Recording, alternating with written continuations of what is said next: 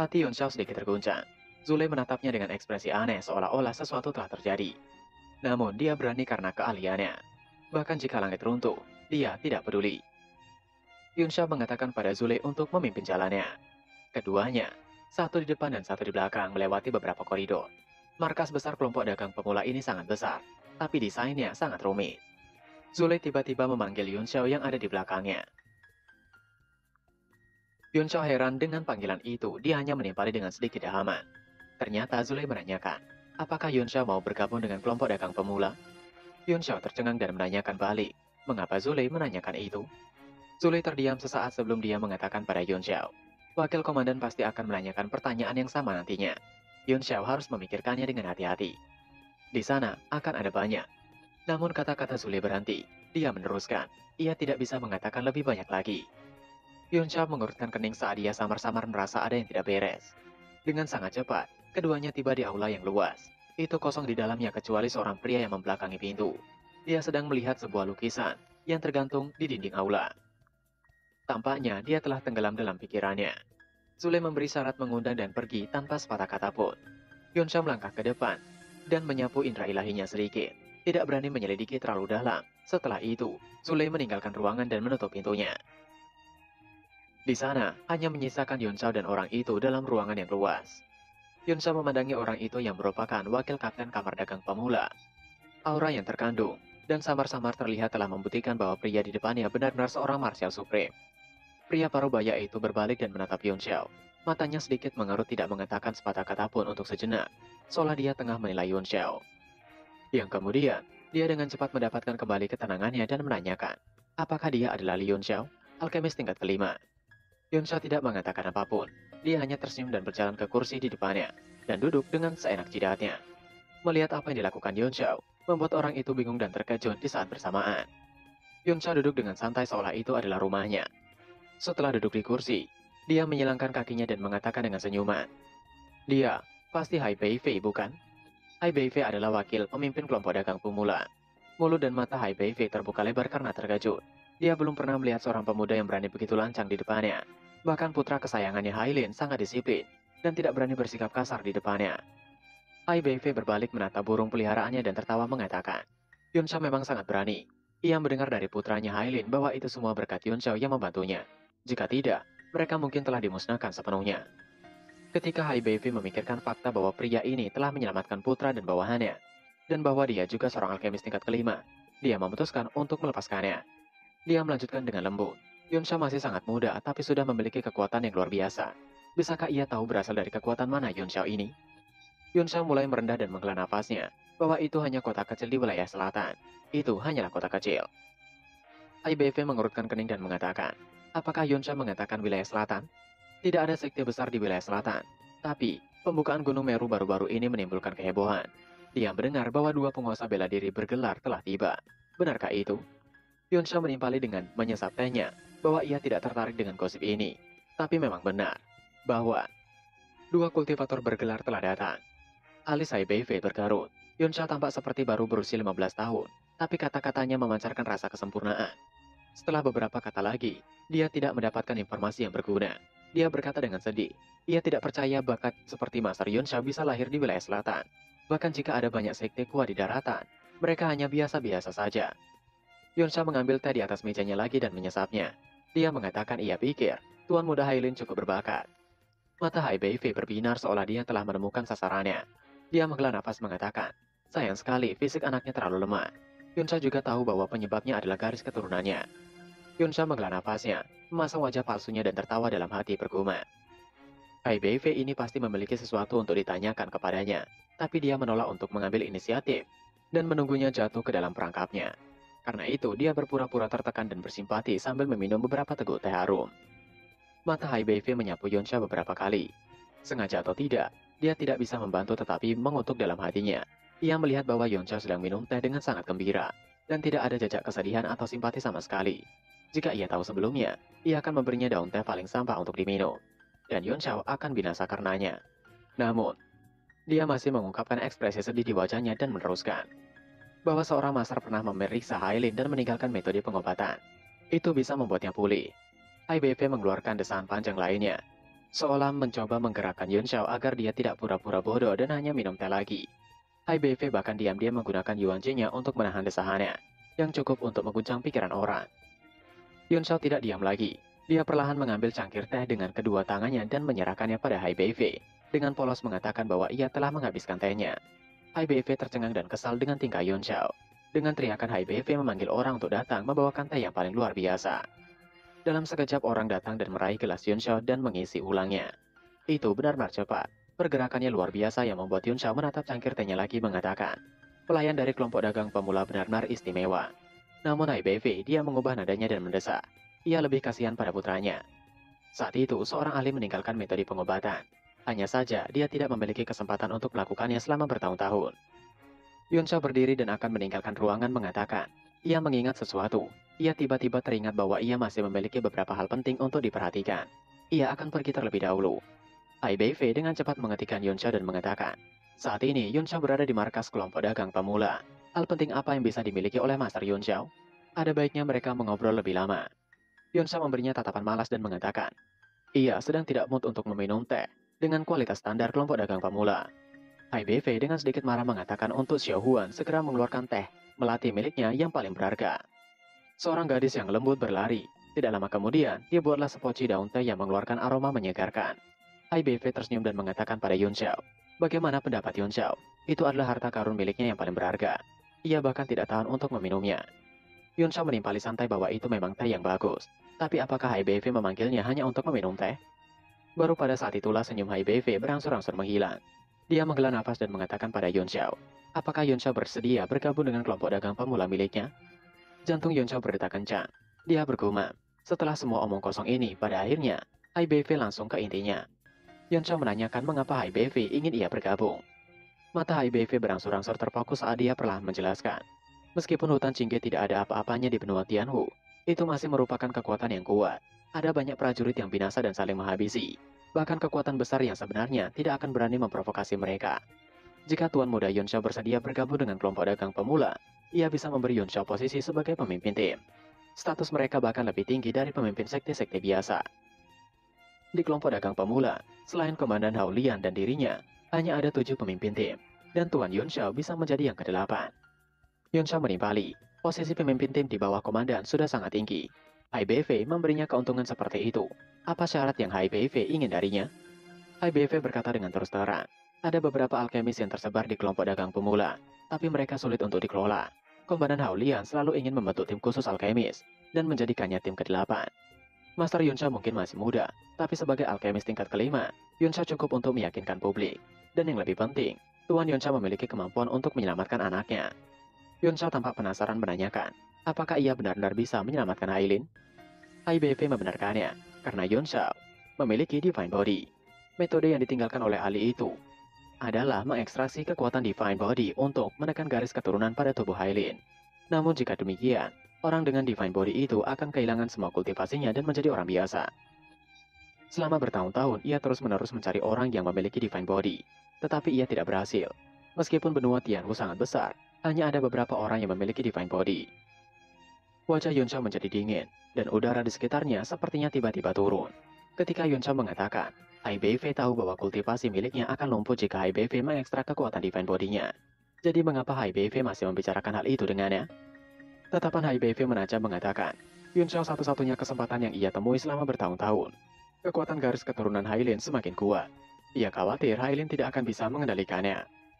Tidakkah Yun Xiao berpikir bahwa Yun Xiao dikirim oleh surga untuk menyelamatkan putranya?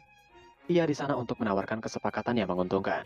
Yun Xiao tertawa marah ketika mengatakan apakah maksud HBV adalah jika ia tidak menyelamatkan Hailin dan yang lainnya, HBV akan menangkapnya dan mengekstraksi kekuatan Divine Body miliknya secara paksa. HBV tidak menyangkalnya dan mengatakan, Yun Xiao dapat mempertimbangkannya dengan hati-hati. Meskipun Divine Body menghilang, itu tidak berdampak banyak pada seni bela diri. Saat itu, ia akan melakukan yang terbaik untuk membantu Master Yun Xiao meningkatkan seni bela diri. Bahkan jika dia memasuki lautan transformasi di masa depan, masih ada harapan. Mata Yun Xiao menjadi lebih dingin saat dia mengatakan, bagaimana jika ia tidak setuju? HBV menghela nafas dan mengatakan untuk Yun Xiao jangan paksa dirinya. Hailin secara alami baik, dia menganggap Yun Xiao sebagai saudara dan teman. Dia bahkan baru saja berdebat dengannya tentang masalah ini. Tapi dia meminta untuk seseorang untuk menenangkannya. Jika dia tidak mau, dia akan melawan dengan sekuat tenaga. Wajah Yuan Shao terlihat sedikit lebih baik saat mendengar kata-kata Hailin. Dia mencibir dan mengatakan ia benar-benar ingin tahu apa yang akan terjadi jika mereka memaksa. Aura dingin terpancar dari tubuhnya. Dia seperti pohon pinus yang berdiri dengan bangga di bawah es berusia ribuan tahun. Tak tertandingi di dunia. Bahkan jika dia menghadapi Martial Supreme, dia tidak takut sama sekali. HBV terintimidasi oleh sikapnya yang mengesankan. Jantungnya bergetar dan matanya berkedip karena sentuhan shock. Dia bergumam, hanya seorang Martial King bisa memancarkan aura yang bahkan membuatnya terkejut. Bahkan Martial Emperor bintang puncak Hao Lian, Xiao Huang tidak pernah memberikan pengalaman seperti itu. Pria muda yang anggun dengan fisik yang istimewa akan memiliki masa depan yang cerah. Namun ketika dia memikirkan anaknya Hailin, matanya berkilat penuh tekad. Dia mengatakan dengan dingin, bahwa jika begitu maka ia hanya bisa memaksa Yuan Shao dan mengekstraknya dengan paksa. Mata Yuan Shao berbinar dengan keganasan. Bahkan ketika dia menghadapi konstelasi Martial Sovereign di kota Martial Flame sebelumnya, dia tidak mundur. Alih-alih mundur, Yuan Shao malah seolah mencondongkan badannya ke depan dengan tatapan kesal. Auranya mendesak ke depan saat dia berkata dengan tegas. Ia benar-benar ingin melihatnya, bagaimana HBV akan menekannya. HBV sedikit marah, tekanan di ruangan menjadi begitu kuat. Keduanya mengeluarkan aura menghabisi. Dia mengatakan, Yuan Shao benar-benar tidak tahu apa yang baik untuknya. Yuan Shao memang sombong dan arogan. Ketika HBV mengeluarkan tekanan dan aura menghabisi, Yuan Shao mengeluarkan api Phoenix dari dahinya. Dan HBV segera menggunakan teknik Star Second Supreme. Akibatnya, meja yang ada di depan mereka menjadi terbelah berkeping-keping, bahkan terlihat seolah terkelupas lapis demi lapis. Tapi Yuan Shao masih tidak bergerak dan tidak bergeming. Api Phoenix di dahinya masih terus merembes keluar sedikit demi sedikit. Melihat Yuan Shao menggunakan api Phoenix, membuat HBV mencibir, karena dia tidak mengetahui bahwa api itu adalah api Phoenix dari segala api. Dia mengatakan, hanya api iblis biasa berani menantangnya. Betapa arogannya Yuan Shao. Namun tiba-tiba api Phoenix di dahi Yuan Shao membesar menghilangkan teknik HBV sebelumnya, dan membakar meja di depannya secepat kilat. Itu bahkan tidak menyisakan abu sama sekali, seolah-olah api Phoenix melenyapkannya. Melihat itu, membuat HBV terkejut tidak percaya. Melihat keterkejutan di wajah HBV membuat Yuan Shao tersenyum mengatakan, untuk HBV silakan duduk dengan nyaman di kursinya. Saat itulah, api Phoenix semakin membesar dan melenyapkan teknik milik HBV. Api Phoenix melesat ke arah HBV dan membuat HBV sekali lagi terkejut. Dia tidak menyangka pihak lain akan begitu kuat. Dia masih penasaran dengan api biru itu. Api jenis apa itu? HBV mencoba untuk mempertahankan dirinya agar tidak bergeming dari kursinya. Tapi, tekanan yang diberikan api itu membuatnya tidak bisa diam saja. Karena dia tahu, jika api itu membakarnya maka ia akan langsung binasa. Hingga dia mau tidak mau segera melompat mundur dari kursinya untuk menjauhi api tersebut. Dan benar saja, kursi yang dia duduki sebelumnya bakal lenyap dimakan api Phoenix. Dan ketika HBV mencapai ujung ruangan dan tidak memiliki tempat untuk melarikan diri, di sanalah Yuan Shao menghentikan apinya. Wajah HBV tertekan penuh kejutan. Untuk sesaat ruangan sunyi, lukisan di dinding pun terjatuh dan tidak ada yang tersisa dari meja dan kursi yang HBV duduki. Yuan Shao yang masih duduk tenang di kursinya mengatakan, apakah tadi HBV mengatakan bahwa itu hanyalah api monster biasa? Melihat kekuatan Yuan Shao, HBV tidak bisa tidak memuji. Dia bergumam, tidak hanya seorang alkemis tingkat kelima pada usia 15 tahun, tapi dia juga seorang Martial King bintang 3 dengan divine body dan nyala api yang tidak pernah ia dengar. Yuan Shao mungkin memiliki latar belakang yang sangat besar. Tidak heran dia selalu begitu sombong. Dia bahkan tidak takut padanya yang seorang Martial Supreme. Pasti karena latar belakangnya. Selain itu, ini adalah waktu yang paling sensitif untuk kelompok dagang pemula. Segala macam situasi bisa terjadi kapan saja, jadi dia tidak berani menimbulkan masalah. Setelah dengan itu, Yuan Shao akhirnya membuka suara menanyakan, apakah hanya itu saja yang HBV ingin tunjukkan padanya? HBV merengus dingin. Dia sedikit marah tapi tidak berani menyerang dengan gegabah. Sebaliknya, dia bertanya pada Yuan Shao, mengapa Yuan Shao datang ke hutan Jingke? Yuan Shao mengerutkan kening. Saat memikirkan tujuan perjalanannya, kemungkinan besar dia harus bergantung pada kelompok dagang pemula untuk urusan di Ancient Land. Terlebih lagi, kelompok ini didirikan oleh muridnya Hao Lian. Jadi, tidak baik membuat hal-hal terlalu canggung dengan mereka. Yang pada akhirnya, Yuan Shao mengatakan ia akan pergi ke Ancient Land. Wajah HBV dipenuhi keterkejutan, dan dia langsung terdiam. Yuan Shao menanyakan apakah ada masalah. HBV tampak bingung ketika dia berbalik melihat keluar jendela dan mengatakan, Ancient Land adalah gurun tanpa burung atau manusia. Di sana bahkan ada badai angin yang sangat berbahaya. Bahkan kultivator Martial Sovereign akan sangat ketakutan. Ia ingin tahu mengapa Tuan Muda Yuan Shao ingin pergi ke sana. Mungkinkah untuk mendapatkan pengalaman? Yuan Shao membenarkannya ia datang untuk mendapatkan pengalaman. Dan dia bergumam dalam hati. Tujuannya datang ke Ancient Land adalah untuk mengumpulkan badai angin yang mengerikan tadi. dan membuka wilayah angin di tablet alam ilahi. Awalnya dia tidak terlalu yakin, apakah badai angin itu benar-benar ada di Ancient Land. Sekarang sepertinya itu benar. Kedua, dia juga ingin melihat muridnya sendiri. HBV mengurutkan kening menimpali. Memang banyak ahli yang suka pergi ke tempat itu untuk latihan. Namun dengan basis kultivasi Master Yun Xiao itu masih sedikit tidak meyakinkan. Yun Xiao masih dalam keadaan duduk dan santai di kursinya mengatakan, HBV tidak perlu khawatir tentang itu. Selain itu, ia ingin bertanya, apakah Komandan Rasimen Haulian ada di sana? Entah kenapa ekspresi HBV tiba-tiba berubah, dan tatapan galak terpancar dari tubuhnya. Matanya yang tadinya senang air tiba-tiba berubah tajam, saat dia menatap Yun Xiao menanyakan. Apa maksud Yun Xiao dengan menanyakan tentang Komandan Haulian? Jantung Yun Xiao berdetak kencang di bawah tatapannya. Merasa sedikit tidak nyaman, dia menanyakan, apakah ada masalah? Wajah HBV berangsur-angsur menjadi dingin. Dia merengus dan mengatakan, ada desas-desus yang beredar bahwa Komandan Haulian telah gagal menerobos kultivasinya dan telah binasa. Selama periode waktu ini, banyak orang yang mencoba mendapatkan informasi tentang hal itu. Tapi mereka semua adalah sekelompok sampah. Ia dapat mengatakan pada Yun Xiao dengan pasti bahwa Komandan Haulian melakukannya dengan sangat baik saat ini. Dan kultivasinya juga bagus. Dia juga baik-baik saja dengan kultivasinya. Dia akan bisa keluar dari pengasingan segera. Yun Xiao tidak perlu bertanya di mana dia berada dalam pengasingan. Jantung Yun Xiao berdetak kencang lagi, dan perasaan buruk muncul di hatinya. Dia bergumam, menerobos kerana martial sovereign adalah rintangan terbesar dalam kultivasi. Seseorang membutuhkan ketiga faktor untuk memiliki peluang berhasil menerobos. Tidak mungkin bagi HBV untuk mengetahui apakah terobosan itu berjalan dengan baik.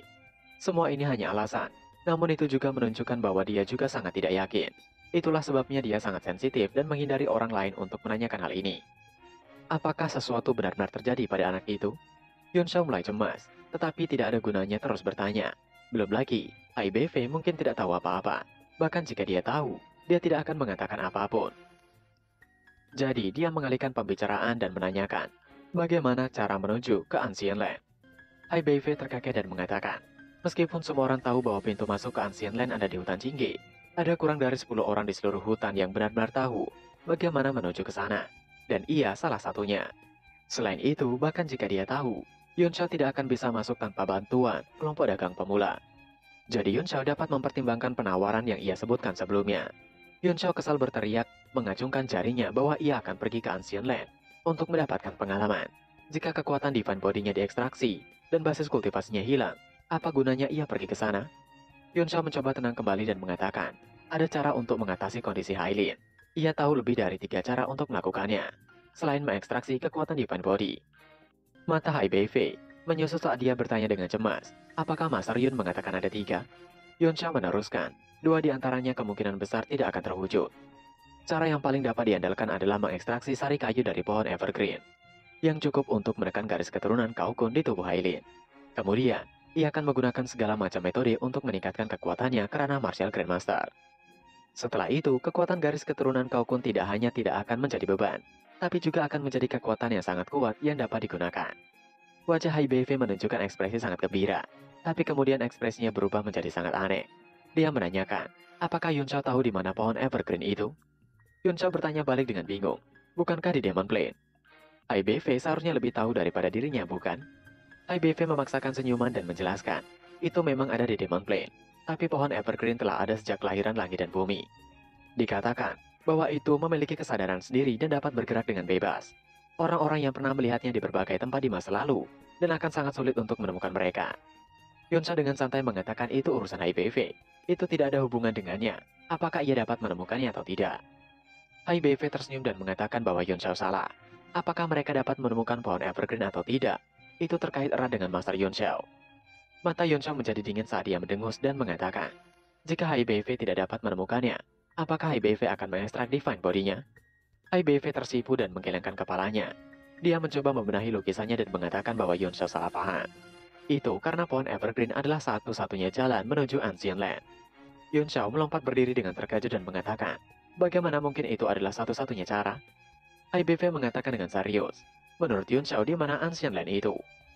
Tempat itu bukan berada di benua Tianwu, tapi itu ada di luar angkasa. Hanya pohon evergreen yang ada sejak penciptaan dunia. Itu satu-satunya jalan menuju langit berbintang. Wajah Yun Xiao membeku saat dia bergumam. Jika begitu, itu memang bukan sesuatu yang bisa dimasuki hanya karena mereka menginginkannya. Dia menanyakan lagi, apakah ada berita tentang pohon evergreen? IBV menggelengkan kepalanya mengatakan, Demon Plain sangat luas. Pohon evergreen dapat berjalan sendiri. Tidak akan mudah menemukannya. Biasanya butuh beberapa tahun atau bahkan belasan tahun untuk menyebarkan berita. Namun, karena mereka memiliki tujuan yang sama kali ini, ia pasti akan menggunakan semua kekuatan dan mengeluarkan bounty untuk menemukan pohon evergreen. Yunsha mengangguk dan mengatakan jika IBV mengizinkan, ia pergi ke Ancient Land. Ia akan mengurus masalah Hailin. IBV membenarkannya dan mengatakan, ia akan memberikan perintah dan segera mengeluarkan bounty. Ia melangkah keluar dan tiba-tiba berhenti. Dia berbalik dan tersenyum mengatakan, bahkan jika mereka mencari dengan sekuat tenaga, ia khawatir mereka tidak akan dapat menemukan dalam waktu singkat. Selama periode waktu itu, Yun Shao akan menjadi kapten tim ke-8 di kelompok dagang pemula. Di hutan Jingge, ada ratusan kelompok dagang, tapi semuanya diatur dengan cara yang sama. Komandan resimen dan wakil komandan resimen akan membentuk berbagai tim, dan pemimpin tim akan bertanggung jawab. Setiap tim memiliki banyak komandan kecil di bawah mereka. Kapten kelompok dagang pemula adalah sosok berpengaruh di hutan Jingge. Dan Yun Shao menjadi kapten tim ke-8, yaitu tim alkemis. Yun Shao kini terlihat sedikit kesal. Ia mengatakan bukannya seharusnya ia menjadi kapten dari tim pertama. Ia ingin menjadi kapten tim pertama. Ia tidak mau mengganti namanya menjadi Li Shangsheng. Hailin tertawa menimpali tidak ada yang meminta untuk Yun Shao mengganti nama. Selain itu, tim ke-8 adalah tim alkemis. Sebagai seorang refiner tingkat ke-5, Yun Shao pasti akan sangat terkenal. Zulei tiba-tiba menyela mengatakan dengan ekspresi aneh. Belum tentu begitu. Semua alkemis itu sangat arogan, dan tidak ada yang bisa mengendalikan mereka. Ia khawatir Lord Bin Jie akan sakit kepala dan tidak bisa tidur sepanjang hari. Bin Jie adalah kapten sementara dari tim ke-8. Yun Shao saat itu bergumam. Ada aura panas kuat yang muncul dari bawah tanah. Sepertinya itu bukan tempat yang biasa. Yun Shao menoleh untuk melihat Guru Luo dan menanyakan, apakah Guru Luo merasakan sesuatu yang istimewa? Guru Luo mengerutkan kening mengatakan, jadi Tuan Muda Yun sudah merasakannya. Ia hanya merasakan aura yang sangat panas, mengaduk tubuhnya, dan Qi gelisah. Yun Shao membenarkannya, tempat ini adalah tempat yang ekstrim. Tidak heran para alkemis berkumpul di tempat itu. Wajah Zulei dipenuhi keterkejutan saat dia mengatakan, Tuan Yun Shao bahkan bisa merasakannya. Hailin mengatakan dengan iri bahwa Yun Shao benar-benar seorang master. Komandan resimen Haulian secara pribadi memilih tempat ini. Mengatakan bahwa ada api naga dorman di bawah tanah yang dapat memberikan aliran yang api yang tidak ada habisnya, yang dapat digunakan untuk pemurnian, artefak dan pemurnian eliksir untuk menghasilkan hasil 2 kali lipat dengan setengah usaha. Yun Shao sembari tersenyum mengatakan, yang disebut naga api yang tidak aktif seharusnya mengacu pada urat bumi. Tempat itu memang luar biasa. Kelompok itu berjalan ke dalam dan memasuki sebuah bangunan. Zulei yang membukakan pintu meminta untuk Yun Shao mempersiapkan diri, karena para alkemis itu agak sedikit. Namun kata-katanya terhenti ketika Yun Shao mengatakan untuk tidak perlu khawatir. Ia sangat mengenal para alkemis dengan baik. Tiba-tiba sesuatu terlempar ke arah mereka dengan kecepatan tinggi. Beruntung, Yun Shao dan Zulei berhasil menghindarinya. Terdengar suara seseorang yang tengah mengeluh, yang mana jelas-jelas dia telah menambahkan Starry Sky Cloud Iron dan Thousand Year Ice and Snow pada Water-Based World tingkat ke-5. Mengapa masih tidak meningkat? Terlihat seorang lelaki tua dengan rambut acak-acakan membenturkan kepalanya saat dia bergumam pada dirinya sendiri. Dengan tumpukan kertas dan perhitungan yang ada di lantai. Hailin yang melihat lelaki tua itu menyebut namanya sebagai Master Lu. Master Lu beberapa kali menjabat rambutnya, seolah-olah dia benar-benar pusing. Matanya memerah dan membengkak sudah jelas. Dia tidak tidur dengan baik. Hailin yang sebelumnya memanggil Master Lu pun tidak dihiraukan. Master Lu sama sekali tidak menyadari kedatangan mereka, dan dia menutup telinganya terhadap teriakan Hailin. Dia hanya terus menggaruk rambutnya sampai sampah hampir benar-benar hilang. Saat Master Lu berada di ujung lelahnya, dia seolah berdoa dengan tubuhnya yang bergetar memohon pada Dewa Alkemis untuk memberinya pencerahan. Dan pada saat itulah, suara Yun Shao terdengar yang mengatakan, meskipun Starry Sky Cloud Iron sangat hidropolik, itu adalah harta berelemen emas. Itu bisa ditampung tanpa diekspos saat meningkatkan senjata Suan tanpa menyingkirkan sifat metalnya. Maka itu akan mengganggu kestabilan atribut lainnya. Jadi jelas hasilnya akan gagal. Master Lu terdiam sejenak dan mulai mencerna apa yang dikatakan oleh Yun Shao. Dan setelah mengetahuinya, Master Lu langsung berteriak dan menangis, seolah-olah benar-benar mendapatkan bantuan dari dewa. Yun Shao menambahkan, hanya perlu menambahkan Gold Absorbing untuk memperhalus Starry Sky Cloud Iron dengan hati-hati di tahap awal pendinginan, dan elemen emasnya akan terbuang dengan sendirinya saat proses pendinginan. Master Lu menoleh ke belakang untuk melihat pemilik suara itu. Dia melihat Yun Shao seolah melihat dewa alkemis. Dia terseduh mengatakan ia mengerti. Dia melihat Yun Shao dengan tatapan sungguh kagum. Itu mengingatkan Mimin terhadap Jiarong yang selalu mengagungkan tuan muda kita. Master Lu bergumam, dewa telah datang. Dewa alkemis menjawab doanya, yang pada akhirnya Master Lu berlari secepat kilat meninggalkan ruangan. Dia mengatakan ia mengerti. Ia benar-benar mengerti. Yang lain hanya terdiam merasakan hembusan angin dari lewatnya Master Lu. Yun Xiao yang sudah terbiasa di kehidupannya dulu sebagai seorang alkemis tingkat 9 mengatakan, memang begitulah seorang refiner. Aileen sedikit khawatir menanyakan pada Yun Xiao, apakah Master Lu akan baik-baik saja? Sekali lagi Yun Xiao meminta untuk Aileen tenang saja. Seorang refiner memang seperti itu. Mata Aileen berbinar seperti anak kecil yang kagum pada seseorang mengatakan, Master Lu juga berada di peringkat kelima, dan Yun Xiao juga berada di peringkat yang sama. Bagaimana Yun Xiao memecahkan masalah yang sulit? Seperti itu, dengan mudahnya. Yun Xiao dengan sedikit bingung menjelaskan, ada spesialisasi di setiap bidang. Ia kebetulan membaca tentang itu di sebuah buku. Yun Xiao benar-benar tidak bisa mengatakan bahwa dia adalah Raja Alkemis tingkat 9 di kehidupan sebelumnya. Aileen memuji, Tuan Yun Xiao luar biasa. Master Lu adalah satu-satunya alkemis tingkat kelima di sana. Awalnya, Komandan Haulian ingin Master Lu menjadi kapten tim ke-8, tapi dia menolak. Ding Er dan Guru Luo tertawa mengatakan, orang-orang seperti itu menghabiskan seluruh waktunya dalam hal alkemis. Mereka tidak punya waktu untuk peduli tentang hal-hal seperti mengatur. Tiba-tiba terdengar teriakan dari dalam yang memanggil Master Lu, bahwa ia telah selesai membawa semua buku kuno. Seorang pria bergegas keluar dengan beberapa buku di tangannya. Dia berbalik dan melihat sekeliling, dan tidak melihat adanya Master Lu. Jadi dia menanyakan di mana Master Lu. Zule yang mengenali orang itu segera memanggilnya. Dia adalah Bin Jie, kapten sementara tim ke-8.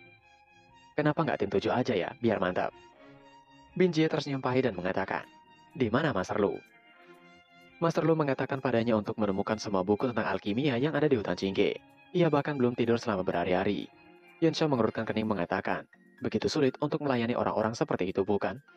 Bin Jie dengan sedih mengatakan, bukan hanya sulit tapi sangat menyakitkan. Dia meneruskan dengan cibiran, siapapun yang menjadi kapten adalah seekor tupai. Yang kemudian dia menanyakan pada Aileen, kapan orang baru yang akan mengambil alih posisinya tiba? Dia tiba-tiba tersadar tentang Yun Xiao menanyakan, siapa pemuda itu? Aileen memperkenalkan Yun Xiao pada Bin Jie. Dia adalah Yun Xiao yang akan menggantikan Bin Jie menjadi kapten tim ke-8. Bin Jie langsung terdiam bagaikan kucing. Sebelumnya, ia mengatakan tentang orang bodoh yang akan menggantikannya menjadi kapten. Jadi dia segera mencairkan suasana dan merangkul Yun Xiao mengatakan, ia hanya bergurau dengan kata-katanya. Menjadi kapten itu tidak hanya nyaman, tapi bisa bersenang-senang setiap hari dan makan enak. Bin Jie menoleh ke belakang menatap Ding Er dan Guru Luo, lalu mendekatkan mulutnya ke telinga Yun Xiao mengatakan dengan berbisik. Selain itu, akan ada banyak perempuan cantik yang diberikan setiap harinya dan akan berganti tiap hari. Yun Xiao tersipu mencoba mengkonfirmasinya. Dengan tawa Bin Jie mengatakan tentu saja, lebih dari 10 perdagangan di barat berada di bawah yuridiksi tim ke-8. Menurut Yun Xiao, seberapa dalam artinya, Yun Xiao akan dikejar banyak gadis cantik. Yun Xiao juga tersenyum penuh arti mengatakan jika begitu ia akan mempertimbangkan untuk mengambil alih. Bin Jie terkejut mengatakan, apa maksud Yun Xiao mempertimbangkannya? Yun Xiao harus mengambilnya. Yang kemudian dengan berlalu Bin Jie meneruskan, meskipun Yun Xiao masih muda dan menjanjikan, Yun Xiao tetap harus lebih memperhatikan untuk melatih tubuh dan makan lebih banyak suplemen. Jika tidak, ketika akan ada banyak gadis yang datang, lutut Yun Xiao akan kosong. Yang kemudian Bin Jie pergi karena ada yang harus ia lakukan. Melihat Bin Jie pergi, Yun Xiao bergumam, ternyata dia adalah seorang martial emperor bintang 9. Sepertinya, Aulian memiliki banyak orang kuat di sampingnya. Saat itu, Hailin mendekati Yun Xiao dan mengatakan dengan canggung, jika Yun Xiao tidak suka di sana, ia akan kembali dan memberitahu ayahnya. Dia pasti akan mengeluarkan Yun Xiao dari sana. Yun Xiao menyipitkan matanya dan berkata sambil tersenyum, itu tidak masalah. Pada saat itu, kedua wanita mulai kesal. Guru Luo mengatakan dengan wajah dingin, akan selalu dikejar oleh wanita cantik. Ding Er meneruskan, jika tidak, mana mungkin Tuan Muda Yun akan tetap di sana.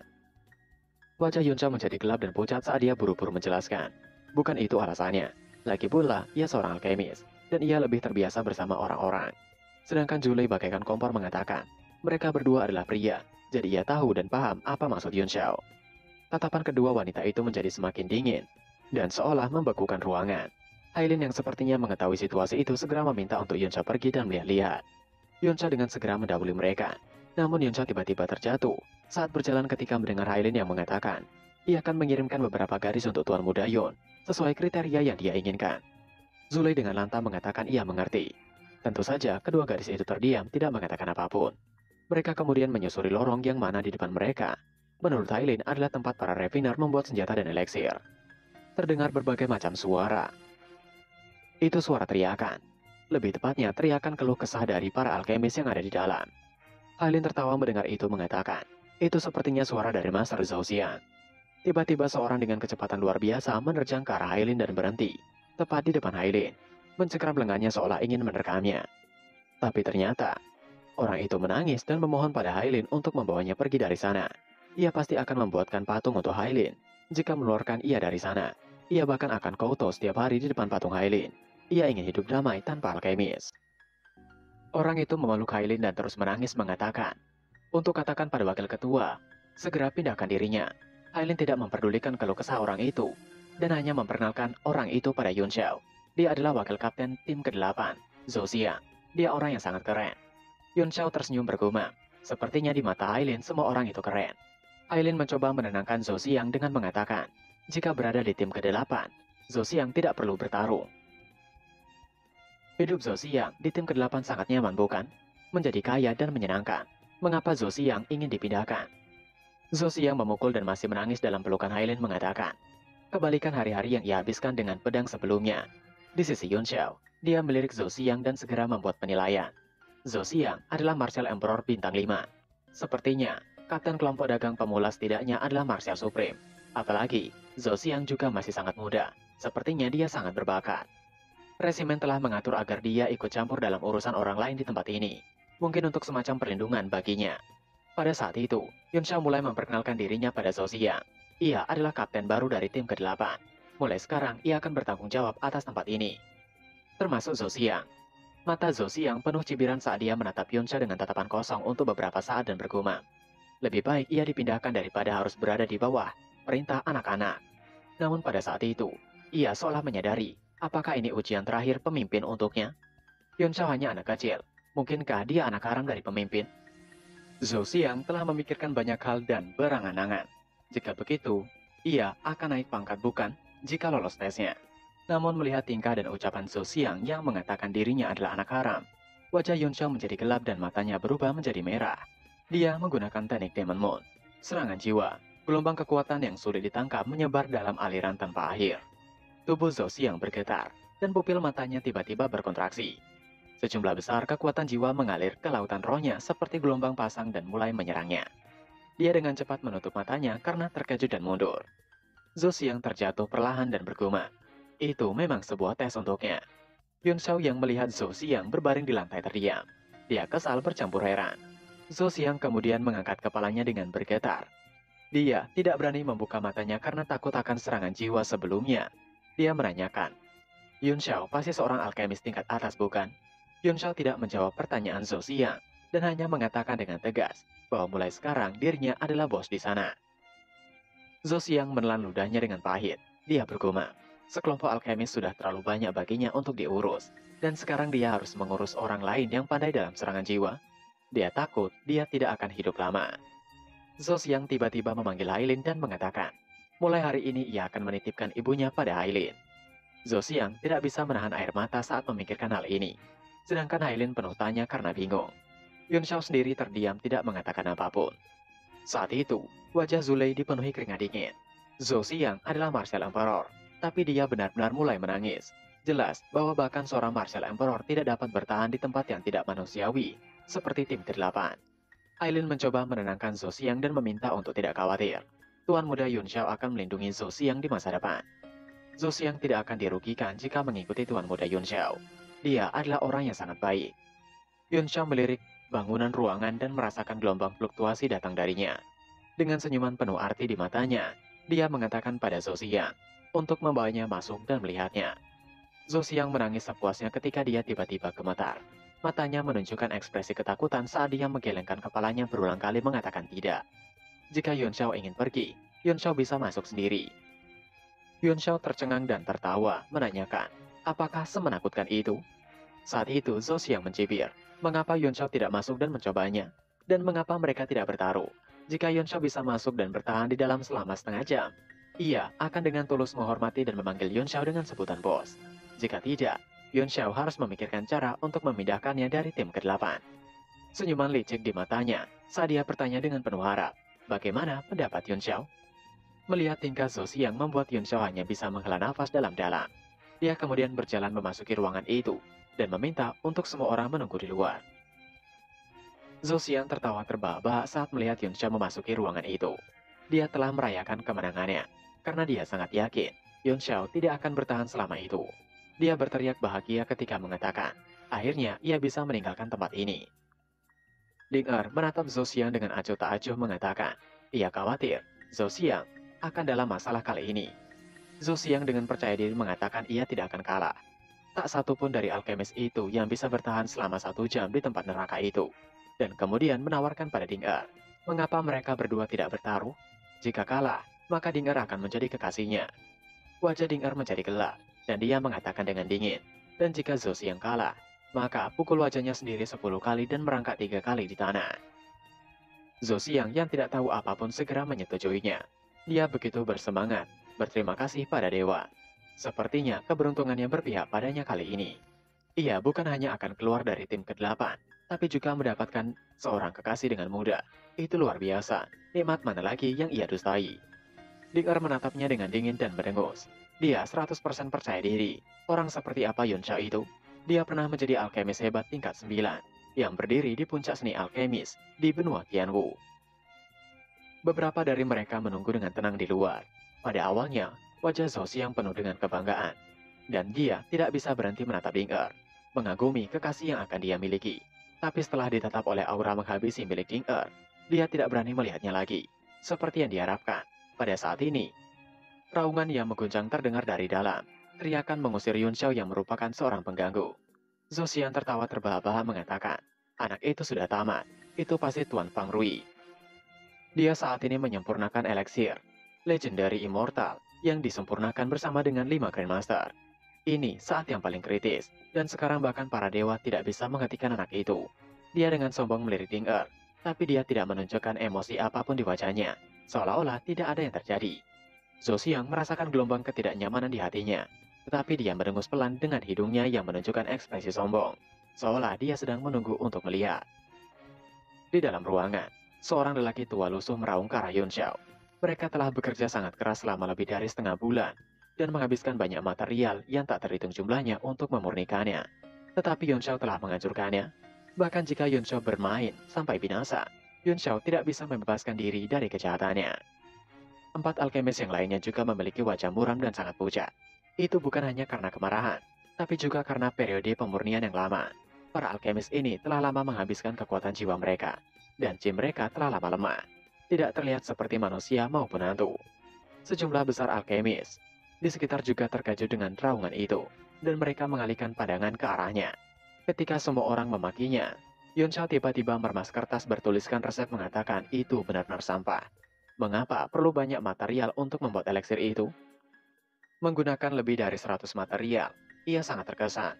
Melihat Yun Xiao yang meremas kertas itu membuat Fang Rui berteriak tidak percaya, bahkan keempat orang lainnya pun terkejut pucat. Yun Xiao berjalan mendekati tempat penyimpanan material meneruskan. Jika gagal dalam pembuatannya sendiri, tidak perlu menyalahkan orang lain. Bagaimana bisa begitu tak tahu malu? Semua orang terdiam melihat apa yang Yun Xiao lakukan. Dengan mencari semua material yang dibutuhkan, Yun Xiao mendengus dan mengatakan, menyempurnakan eliksir immortal hanya membutuhkan 7 bahan utama dan 36 bahan tambahan. Setidaknya ada 100 bahan berbeda di tungku mereka, dan semuanya berantakan. Akan aneh jika tidak gagal. Hal paling sampah adalah jika gagal, dan mereka menyalahkan dirinya. Melihat apa yang Yun Xiao lakukan, semua orang melarikan diri dan berpikir, Yun Xiao akan menghancurkan tempat itu. Saat itu, Yun Xiao mengatakan, sepertinya Fang Rui harus belajar alkimia lebih banyak lagi. Apakah Fang Rui telah menambahkan sentuhan akhir pada Vitality Grace? Fang Rui membuat semua kekacauan itu, tapi malah menyalahkan banyak orang. Sungguh tidak berguna. Fang Rui terkejut. Resep eliksir immortal adalah rahasia besar. Bagaimana bocah ini tahu bahwa itu adalah kombinasi dari 7 ditambah 36 bahan? Lebih jauh lagi, bagaimana dia tahu ada ratusan bahan di dalam tungku pil? Mungkinkah dia mencium baunya? Ini tidak mungkin. Fang Rui sepertinya masih tidak menerimanya. Dia melompat ke arah Yun Xiao dengan kesal berteriak. Ia akan menghabisi Yun Xiao, tapi tiba-tiba sebuah bau menyerap ke dalam hidungnya dan membuatnya berhenti. Dia bergumam, apa yang dikatakan Yun Xiao sebelumnya? Bagaimana bocah itu tahu tahap akhirnya ada pada Vitality Grace? Semakin lama, bau dari eliksir yang tengah Yun Xiao murnikan tercium. Itu membuat Fang Rui terdiam. Di tengah memurnikan eliksir, Yunsha mengatakan, jika tidak cukup mengerti, jangan memaksakan diri untuk membuat eliksirnya. Itu hanya membuang-buang bahan dan energi. Selain konfigurasi material 7 ditambah 36, jika ada metode lain, itu pasti sudah diturunkan sejak lama. Dan mereka ingin memperbaiki resep itu. Lagi, mereka semua terkejut dengan apa yang mereka lihat saat ini. Dan bahkan mereka terkejut mencium aroma itu. Itu adalah eliksir legendari immortal. Yunsha menjelaskan lagi bahwa semua teori seni tingkat 5 dapat menyempurnakan semua keberadaan tingkat 5. Namun karena sejumlah besar orang idiot memiliki kecerdasan yang terbatas dan suka memainkan trik-trik kecil. Perbedaan antara setiap level seperti perbedaan antara langit dan bumi. Karena mereka adalah makhluk peringkat kelima, mereka harus dapat menyempurnakan eliksir itu sendiri menggunakan 7 ditambah 36 bahan. Fang Rui berteriak terkejut. Matanya dipenuhi rasa tidak percaya saat dia mengatakan, bagaimana mungkin? Alkemis tingkat berapa Yunsha ini? Yunsha masih terus memurnikan eliksir dalam tungku, memberi Fang Rui pandangan sekilas, dan mengatakan, ada pembuluh naga api di tempat itu, dan Yang Qi melonjak. Dengan seni tingkat 5, itu cukup untuk menyempurnakan eliksir legendary immortal. Saat itu, Yunsha melirik Fang Rui yang membuat Fang Rui terkejut. Dan saat itulah, Yunsha membawa semua orang dalam genjutsunya. Yunsha dengan penampilan yang luar biasa mengatakan, itulah jalannya, maka ia akan tunjukkan keindahan dunia. Semua orang memandang Yunsha dengan heran. Apakah bocah yang terlihat hanya berusia 15 tahun itu adalah seorang refiner? Yang lain menimpali, apakah mereka tidak bisa merasakan dari fluktuasi kekuatan jiwa pemuda itu? Yang lain menanggapi, bukan tidak bisa merasakannya, tapi itu terlalu kuat. Ia bisa merasakannya. Fluktuasi kekuatan jiwa bocah itu bahkan tidak lebih lemah dari milik Fang Rui. Ruang dalam genjutsu Yunsha penuh dengan warna seolah menarik perhatian dan bimbingan untuk para alkemis. Yunsha mengatakan lagi, alasan mengapa seorang refiner tingkat 5 adalah tingkat 5. Itu karena refiner tingkat 5 dapat membuat eliksir. Jika memerlukan tingkat 6, maka itu bukan lagi tingkat 5. Selama mereka bisa melepaskan kekuatan jiwa dan skillnya, maka mereka tidak akan membuang setetes pun. Dan mereka bisa membuat eliksir tingkat kelima dengan halus. Mendengar perkataan Yunsha, mereka semua seolah merasa dibawa pada sebuah petualangan yang luar biasa. Mereka merasakan kekuatan seorang refiner tingkat kelima. Kekuatan jiwa yang dipancarkan Yunsha sangat nyaman, seperti menyatu dengan lingkungan sekitar. Setiap gerakannya membawa irama yang tak bisa dijelaskan. Yunsha membimbing mereka menuju puncak dalam seni alkemis. Itu membuat semua orang mengikutinya. Mereka semua mengagumi Yunsha. Yang baru mereka lihat, bukan hanya seorang refiner muda tingkat 5, tapi adalah alkimia yang belum pernah mereka lihat, dan sebuah pintu yang perlahan terbuka untuk mereka. Mereka merasakan halangan yang mereka rasakan selama bertahun-tahun, rasanya perlahan terbuka. Tiba-tiba ada banyak pancaran cahaya di dalam alam bawah sadar mereka, dan mereka memahami banyak masalah tanpa seorang guru. Dan tiba-tiba, mendapat pencerahan. Semua orang dalam genjutsu merasakan peningkatan dalam kekuatan jiwa mereka. Yunsha menunjukkan, puncak dari seorang alkemis adalah kebahagiaan yang tak berujung. Dan genjutsu itu hilang seketika. Yunsha telah menyelesaikan membuat eliksir dan menunjukkannya. Sebuah eliksir di tangannya berwarna hijau kebiruan. Dia mengatakan itulah alkimia. Semua orang yang terduduk mengelilingi Yunsha tidak bisa tidak terkejut. Mereka menyebut Yunsha adalah dewa. Mereka melihat eliksir yang Yunsha telah murnikan. Menganga dipenuhi rasa haru. Mereka bergumam. Teknik refining yang diperlihatkan barusan adalah tahap tertinggi dari alkimia. Rasanya seperti dewa alkemis turun ke bumi. Tapi, keterkejutan mereka tidak sampai di sana. Ketika mereka mengagumi satu eliksir di depan mereka, Yunsha mengeluarkan 2 butir eliksir lainnya dari dalam tungku. Itu membuat mereka terkejut karena yang dimurnikan oleh Yunsha ada 3 eliksir. Mereka tidak bisa berkata-kata lagi, yang pada akhirnya mereka menganggap Yunsha adalah seorang dewa yang sesungguhnya. Saat itu, tiba-tiba pintu ruangan terbuka, yang tidak lain itu adalah Zosia. Dia mencoba mencari tahu apa yang terjadi, dan bergumam. Ia yakin bocah itu pasti sudah gila di dalam ruangan. Namun sayang, apa yang dia saksikan berbanding terbalik dengan apa yang dia pikirkan. Karena pada saat ini, semua orang bersujud mengelilingi Yunsha. Zosiang yang melihatnya bengong. Yunsha meminta untuk mereka semua tidak perlu melakukan itu dan jangan membuat hal menjadi lebih rumit. Zosiang langsung membantu mengatakan, tamatlah riwayatnya. Kembali pada beberapa saat sebelum Zosiang memasuki ruangan itu. Zosiang, yang sedang menunggu di luar mulai kehilangan rasa puas diri sebelumnya. Dia mengerutkan kening dari waktu ke waktu. Seolah-olah dia sedang memikirkan sesuatu. Belakangan, ia akhirnya menjadi gelisah dan terus mondar-mandir. Seolah-olah dia takut Yunsha bersembunyi di suatu tempat di dalam ruangan. Ding Er saat itu mengatakan, setengah jam telah berlalu. Zhou Xiang masih mondar-mandir dengan marah mengatakan, Yun Xiao pasti berbuat tidak adil. Dia bersembunyi di suatu tempat di dalam dan belum masuk. Ding Er mengatakan dengan dingin, jika Zhou Xiang adalah laki-laki, maka harus menepati janjinya. Jangan pernah melupakan janji itu. Dengan keringat dingin dan wajahnya penuh kekhawatiran mengatakan, ia harus masuk dan memastikan bahwa Yun Xiao tidak melakukan hal yang tidak adil. Aileen meminta untuk Zhou Xiang melakukannya. Zhou Xiang hanya perlu memeriksanya jika tidak percaya. Dia memimpin dan berjalan ke depan, dan semua orang mengikutinya secara beruntun. Dia membuka pintu dan mengatakan ia ingin melihat apa yang sedang dilakukan Yun Xiao itu. Namun yang didapati adalah orang yang tengah memuja Yun Xiao. Yun Xiao adalah dewa alkemis. Mereka semua memohon untuk pengajaran dari Yun Xiao. Jalan alkimia yang ternyata lebih luas daripada yang mereka pikirkan. Adegan di depan mereka mengejutkan semua orang, terutama Zhou Xiang, yang mulutnya terbuka lebar dan matanya hampir lepas dari rongganya. Yun Xiao masih berdiri diam di tengah kerumunan orang-orang itu yang memujanya. Berbagai kata baik diungkapkan para alkemis yang ada di sana. Saat itu Yun Xiao mengatakan, ia bukan dewa penyihir. Mereka semua, berdiri dan bicaralah. Ia tidak tahan pada mereka semua yang berusia ratusan tahun harus berlutut. Bukannya dia tidak pernah mengalami hal yang seperti itu. Jika itu orang lain, mereka pasti sudah lama panik dan tidak tahu harus berbuat apa. Tapi wajah Yun Xiao tenang.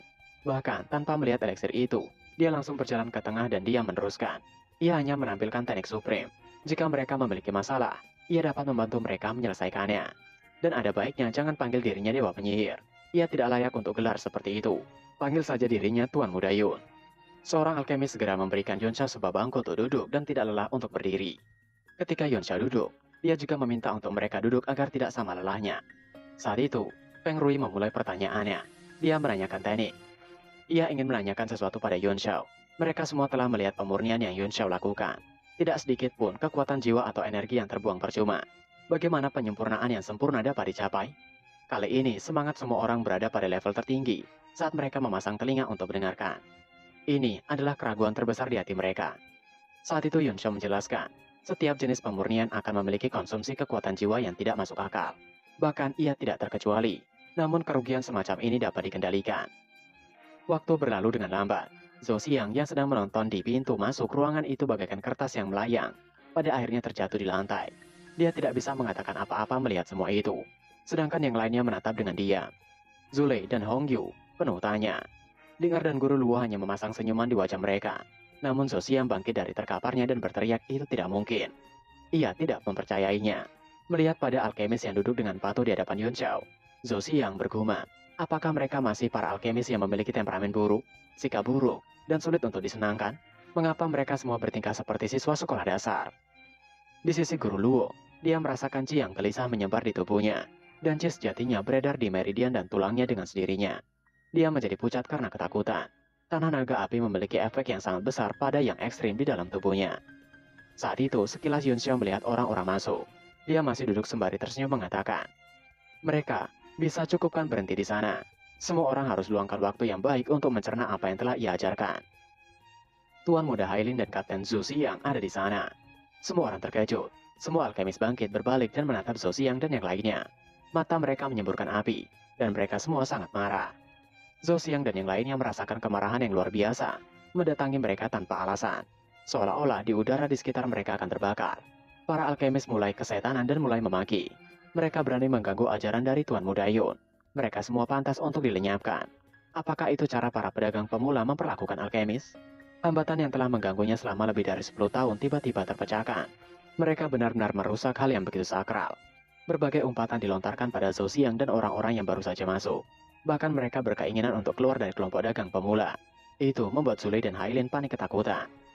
Hailin bergumam, benar-benar lelucon. Jika semua alkemis pergi, kekuatan seluruh kelompok dagang pemula akan berkurang setidaknya setengahnya. Mereka adalah pendukung logistik terkuat. Bagaimanapun juga, sebuah kekuatan hanya bisa mendominasi suatu wilayah dengan sekelompok alkemis yang mendukungnya. Zhou Xiang bergegas maju dan menghibur para alkemis yang seperti gunung Merapi yang akan meledak. Tetapi tidak berhasil. Mata para alkemis tertuju padanya seolah-olah dia telah melakukan hal yang fatal. Dan mereka ingin melenyapkannya dengan mata mereka. Feng Rui berteriak pada Zhou Xiang. Beraninya Zhou Xiang mengganggu pelajaran dari Tuan Muda. Zhou Xiang adalah iblis yang sebenarnya. Hailin buru-buru mengalihkan pandangannya ke Yun Xiao untuk meminta bantuan. Jika para alkemis ini benar-benar pergi, belum lagi Zhou Xiang, Bahkan dia mungkin akan mendapatkan hal yang mengerikan. Yun Xiao menanyakan pada mereka. Mereka ingin meninggalkan grup pedagang pemula. Kemana mereka akan pergi? Dia juga mulai memperkenalkan diri. Dirinya adalah Li Yun Xiao. Sekarang ia resmi menjadi kapten di tim ke-8 di kelompok dagang pemula. Begitu dia mengatakan itu, seluruh aula terdiam. Dan di saat berikutnya mereka semua berteriak. Apakah Tuan Muda adalah kapten tim ke-8? Semua alkemis terkejut di tempat. Dan keterkejutan di wajah mereka berubah menjadi kebahagiaan. Mereka sangat bersemangat hingga telinga mereka memerah. Dan mereka tidak bisa mengendalikan diri. Yun Xiao memberikan pandangan acuh tak acuh pada banyak orang dan mengatakan, ia mendengar bahwa mereka biasanya sangat sombong dan mendominasi, dan sangat sulit untuk diatur. Wakil Kapten Zhou Xiang terus-terusan mengeluh ingin pergi dari tim ke-8. Para alkemis semuanya cemas, dan Feng Rui buru-buru menarik Zhou Xiang ke sisinya mengatakan, mereka semua orang yang mudah didekati, ramah, lembut dan sopan. Mereka tidak akan pernah sombong sebagai alkemis. Dia menoleh untuk melihat Zhou Xiang, matanya sebesar lonceng tembaga, dan dia melototinya dengan tajam, meminta untuk Zhou Xiang mengatakan kejujurannya. Namun walaupun Feng Rui meminta untuk Zhou Xiang mengatakan dengan jujur, tapi dia menunjukkan tangannya yang dipenuhi dengan cincin. Itu membuat pikiran Zhou Xiang menjadi kosong. Perbedaan besar antara kinerja para alkemis ini membuatnya merasakan kesedihan yang tak terlukiskan. Dengan ekspresi sedih di wajahnya, dia terisak mengatakan, semua master adalah pria yang rendah hati, sopan, lembut, baik hati, pengertian, hangat seperti jet dan sebagainya. Air mata berlinang tanpa henti di bawah tekanan semua alkemis. Feng Rui tertawa mengatakan, mereka adalah orang yang sopan, baik hati dan tidak sombong. Mereka akan mematuhi perintah Tuan Muda Yun Xiao di masa depan. Wajah Hailin dan Zule menjadi pucat. Mereka memandangi kelompok alkemis, yang biasanya mengangkat kepala tinggi-tinggi dan mengangkat hidung ke udara. Namun sekarang di depan Yun Xiao sambil membuat janji serius. Mereka merasa ini sangat tidak nyata, seolah-olah mereka berada dalam fantasi. Zule menelan ludahnya dan berkata dengan datar bergumam, Tuan Muda Yun Xiao, pandai dalam serangan jiwa, apakah mereka melihat ilusi? Yun Xiao dengan cemberut mengatakan, sepertinya kontrak semua para alkemis akan segera berakhir. Ia benar-benar tidak tahu apakah kelompok dagang pemula akan menandatangani kontrak baru dengan mereka. Sebaiknya tanyakan pada Hailin. Semua orang terkejut mendengarnya, dan kemudian mereka menoleh untuk melihat Hailin sejenak. Diteruskan dengan mereka yang mendatangi Hailin beramai-ramai. Mereka memohon pada Hailin untuk memperpanjang masa kerja mereka dengan kelompok dagang pemula. Mereka bahkan meminta memperpanjang waktu kerja selama 50 tahun atau bahkan 100 tahun. Hailin yang mendapatkan perlakuan itu hanya bisa terdiam bingung. Dia ingat bagaimana ayahnya memohon para alkemis ini untuk tinggal dan menawarkan segala macam kondisi yang menentang surga. Ayahnya harus menuruti keinginan mereka dan mengikuti hobi mereka. Sebelum ayahnya bisa menandatangani waktu kerja 5 tahun. Tapi sekarang mereka semua menangis dan meminta untuk menandatangani waktu kerja seumur hidup. Kontrasnya sangat besar. Yang lebih mengejutkan adalah bahwa meskipun mereka telah menandatangani waktu kerja seumur hidup, bukan kelompok dagang pemula yang mengikat mereka, tapi Yun Xiao. Jika Yun Xiao pergi, konsekuensinya akan mengerikan. Untuk saat ini dia merasakan sakit kepala datang. Dia tenggelam oleh tangisan dan teriakan untuk waktu kerja seumur hidup. Dia merasa bahwa dia tidak bisa mengatasi pemandangan seperti itu sama sekali. Dia buru-buru berteriak memanggil Zule untuk bawakan semua kontrak kerja dan panggilkan ayahnya ke sana. Dan saat itu, tiba-tiba raungan datang dari belakang aula. Seorang lelaki tua berambut acak-acakan bergegas keluar dengan wajah marah. Dia melihat sekeliling dan berteriak, siapa yang membuat banyak keributan di tim ke-8-nya? Mereka tidak dapat memiliki kedamaian sama sekali. Apa yang mereka semua lakukan? Mereka semua memiliki air mata di wajah mereka. Apakah seseorang menggertak mereka? Ia mendengar bahwa seorang ingin menandatangani waktu kerja seumur hidup. Apakah mereka bodoh? Saat itu, Feng Rui menunjuk Yun Xiao dan mengatakan, dia adalah kapten yang baru di tim ke-8. Mereka memutuskan untuk mengikuti Master Yun Xiao. Jika Yun Xiao tinggal, mereka juga akan tinggal. Saat itu, Master Lu memandang Yun Xiao dengan curiga dan mendengus mengatakan, mereka adalah sekelompok pria tak bertulang. Siapa yang bisa membuat mereka menjual kebebasan mereka dan menandatangani waktu kerja seumur hidup? Ia ingin melihat apakah kapten baru adalah Dewa Alkemis. Tapi pada saat itu, tiba-tiba mata Tuan Lu terbuka lebar. Ketika dia melihat Yun Xiao, dia tiba-tiba menerkamnya dan berteriak, Dewa Alkemis. Akhirnya, ia bisa bertemu dengan Dewa Alkemis lagi. Dia setengah berlutut di depan Yun Xiao seperti anak kecil dan menangis. Dia meneruskan bahwa ia mengikuti Yun Xiao mulai dari sekarang, dan jangan tinggalkan mereka. Rambut Yun Xiao berdiri tegak, dan dia buru-buru mendorongnya menjauh dengan marah untuk menjauhi dirinya. Ia tidak tertarik pada laki-laki. Jika ingin mengikutinya, Master Lu harus bertanya pada kelompok dagang pemula terlebih dahulu. Master Lu terkejut. Dia buru-buru berdiri dan berteriak pada Hailin untuk segerakan bawa surat kerjanya. Ia ingin menandatanganinya perjanjian seumur hidup. Jika Tuan Yunxiao ada di sana, ia akan berada di sana. Jika Tuan Yunxiao pergi, ia akan pergi. Hailin sakit kepala dan hanya bisa bergumam. Semuanya di luar kendali sekarang. Tiba-tiba suara pukulan terdengar keras di ruangan aula. Tidak lain adalah Zhou Xiang. Dia melakukan itu pada dirinya sendiri dengan mengatakan, Yunxiao akan menjadi bosnya mulai hari ini. Ia akan melakukan apapun yang Yunxiao katakan. Bahkan jika Yunxiao menginginkannya memakan. Maaf disensor guys. Pada awalnya, Zhou Xiang benar-benar tidak tahan melakukannya. Lagi pula, dia adalah seorang martial emperor. Keberadaan yang kuat dalam kekuatan apapun. Tapi ketika dia melihat para alkemis yang biasanya angkuh, berlutut di tempat, dia tidak merasa malu sama sekali. Sebaliknya, dia merasa sangat bangga dan bahagia bisa mengikuti Yunxiao. Setidaknya, dia bisa mengikuti Yunxiao kapanpun dia mau tanpa harus menandatangani surat perjanjian apapun. Dan alkemis yang tinggi dan perkasa ini harus menandatangani surat kerja seumur hidup agar memenuhi syarat untuk mengikuti Yunxiao. Saat itu, Yunxiao terlihat bingung dan terkejut saat dia bertanya pada Zhou Xiang. Cara Zhou Xiang mengekspresikan kesetiaannya terlalu aneh. Dirinya telah belajar banyak. Zhou Xiang menyentuh wajahnya yang bengkak dan menggelengkan kepalanya mengatakan ia harus. Ia sangat tidak peka. Ia pantas mendapatkannya. Dia melirik Ding Er dengan tatapan memohon di matanya. Ding Er tersenyum dan mengerti yang dimaksud Zhou Xiang. Bagaimanapun, Zhou Xiang adalah seorang ahli martial emperor. Dia sudah mengumpulkan banyak keberanian untuk membuatnya membokong wajahnya sendiri di depan semua orang. Mustahil baginya untuk berlutut dan merangkak 3 putaran. Jadi dia memintanya untuk berhenti. Saat itu, Zule telah memasuki ruangan HIBV dan berteriak tentang kontrak. HIBV tampak tidak senang dan mengerutkan kening mengatakan, Zule panik dan tidak tenang sama sekali. Apakah Zule masih terlihat seperti seorang seniman bela diri? Ini adalah markas kelompok dagang pemula. Bahkan jika langit runtuh, ia akan menahannya. Zule menggelengkan kepalanya dan mencoba yang terbaik untuk menarik nafas dalam-dalam mengatakan kontrak. Kontrak untuk semua alkemis. Berikan kontrak yang asli. Batalkan. Kata-kata Zule tidak karuan hingga membuat HIBV terkejut mengatakan, apa maksud Zule dengan dibatalkan? Apakah Yunxiao menyebabkan masalah, sehingga semua alkemis akan mengakhiri kontrak mereka? Zule yang nafasnya tersengal terus mencoba mengatakan dan menjelaskannya. Namun itu tidak berhasil. Dia terbatuk beberapa kali dan mulai stabil. Dia mulai menjelaskan, bukan ingin mengakhiri kontrak mereka, tapi para alkemis ingin. Namun kata-kata Zule belum selesai saat dia tidak mendapati adanya HIBV di sana. Ruangan kosong, hanya ada dirinya di sana. Itu membuat Zule bingung mencari-cari. Tidak lama, HIBV tiba di tempat para alkemis. Dia memberikan tatapan tajam dan niat menghabisi pada Yunxiao. Dia memanggil nama Yunxiao dan seolah memintanya untuk menjelaskan.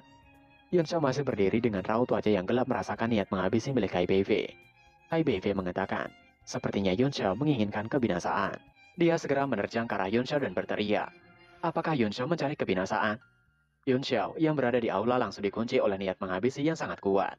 Dan kemudian gelombang suara yang tajam menembus udara. Meskipun suaranya menyebar jauh dan luas, kekuatan serangan itu menyatu menjadi satu garis dan hanya ditujukan padanya. Seluruh aula terguncang oleh kekuatan. Dan ruang itu sedikit tidak menentu seolah-olah berada di lautan. Tubuh Yunxiao menjadi dingin, dan semua pori-porinya terbuka dalam sekejap. Aura kebinasaan datang. Serangan HIBV terlalu mendadak. Jika dia siap, dia bahkan bisa menerima pukulan dari seorang Martial Supreme. Namun pihak lain datang dengan tergesa-gesa dan tiba-tiba menyerang.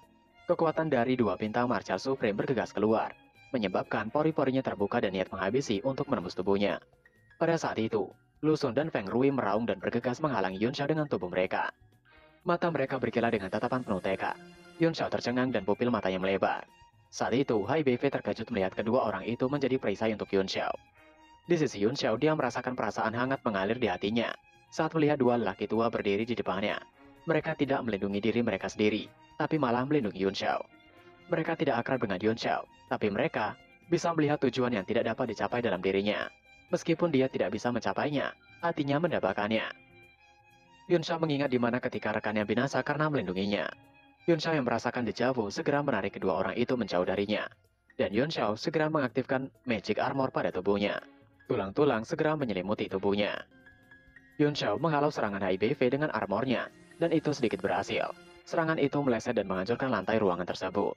Semua orang terkejut melihat kejadian itu. Yunxiao masih menghilangkan tangannya di dada dan tubuhnya yang berarmor.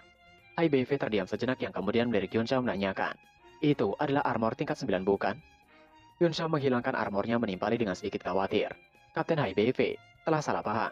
Itu hanya battle armor biasa. Bagaimanapun, jika Kapten HBV tidak membelokkan serangannya tepat waktu, ia mungkin akan binasa, bahkan dengan armor yang ia kenakan itu. HBV menghela nafas, yang kemudian mengatakan, mengapa dua alkemis melakukan itu? Dia tampak bingung dan bergumam. Ia akan menghabisi Yun Xiao, seharusnya mereka merasa senang, bukan? Lusun melangkah mundur dari wajahnya yang pucat. Dia mengeratkan giginya dan mengatakan pada HBV, mereka para alkemis telah bekerja untuk kelompok dagang pemula selama bertahun-tahun. Dan HBV ingin menghabisi tuan muda Yun Xiao. Maka HBV harus melangkahi tubuh mereka terlebih dahulu. Para alkemis lainnya juga sadar pada saat itu. Satu persatu mereka melangkah maju dan berdiri di depan Yun Xiao. Wajah mereka dipenuhi tekad, seolah-olah mereka tidak takut mati. Kali ini, HBV benar-benar ketakutan dan berdiri tercengang. Mereka semua protes. Jika Master Yun Xiao tinggal, maka mereka akan tinggal. Dan jika Yun Xiao pergi, maka mereka akan pergi. Sekali lagi, HBV terkejut bingung. Yun Xiao yang melihat mereka bergumam. Para alkemis tidak melindunginya, melainkan melindungi teknik pemurnian alkemis yang telah lama mereka nantikan. Mereka tidak familiar dengan Yun Xiao, tapi mereka menunjukkan adanya persatuan yang tak tergoyahkan sebagai alkemis. Saat ini, puluhan bahkan ratusan alkemis berdiri di depan Yun Xiao berniat untuk melindunginya apapun yang terjadi. Memasang ekspresi tegas dan tidak kenal takut.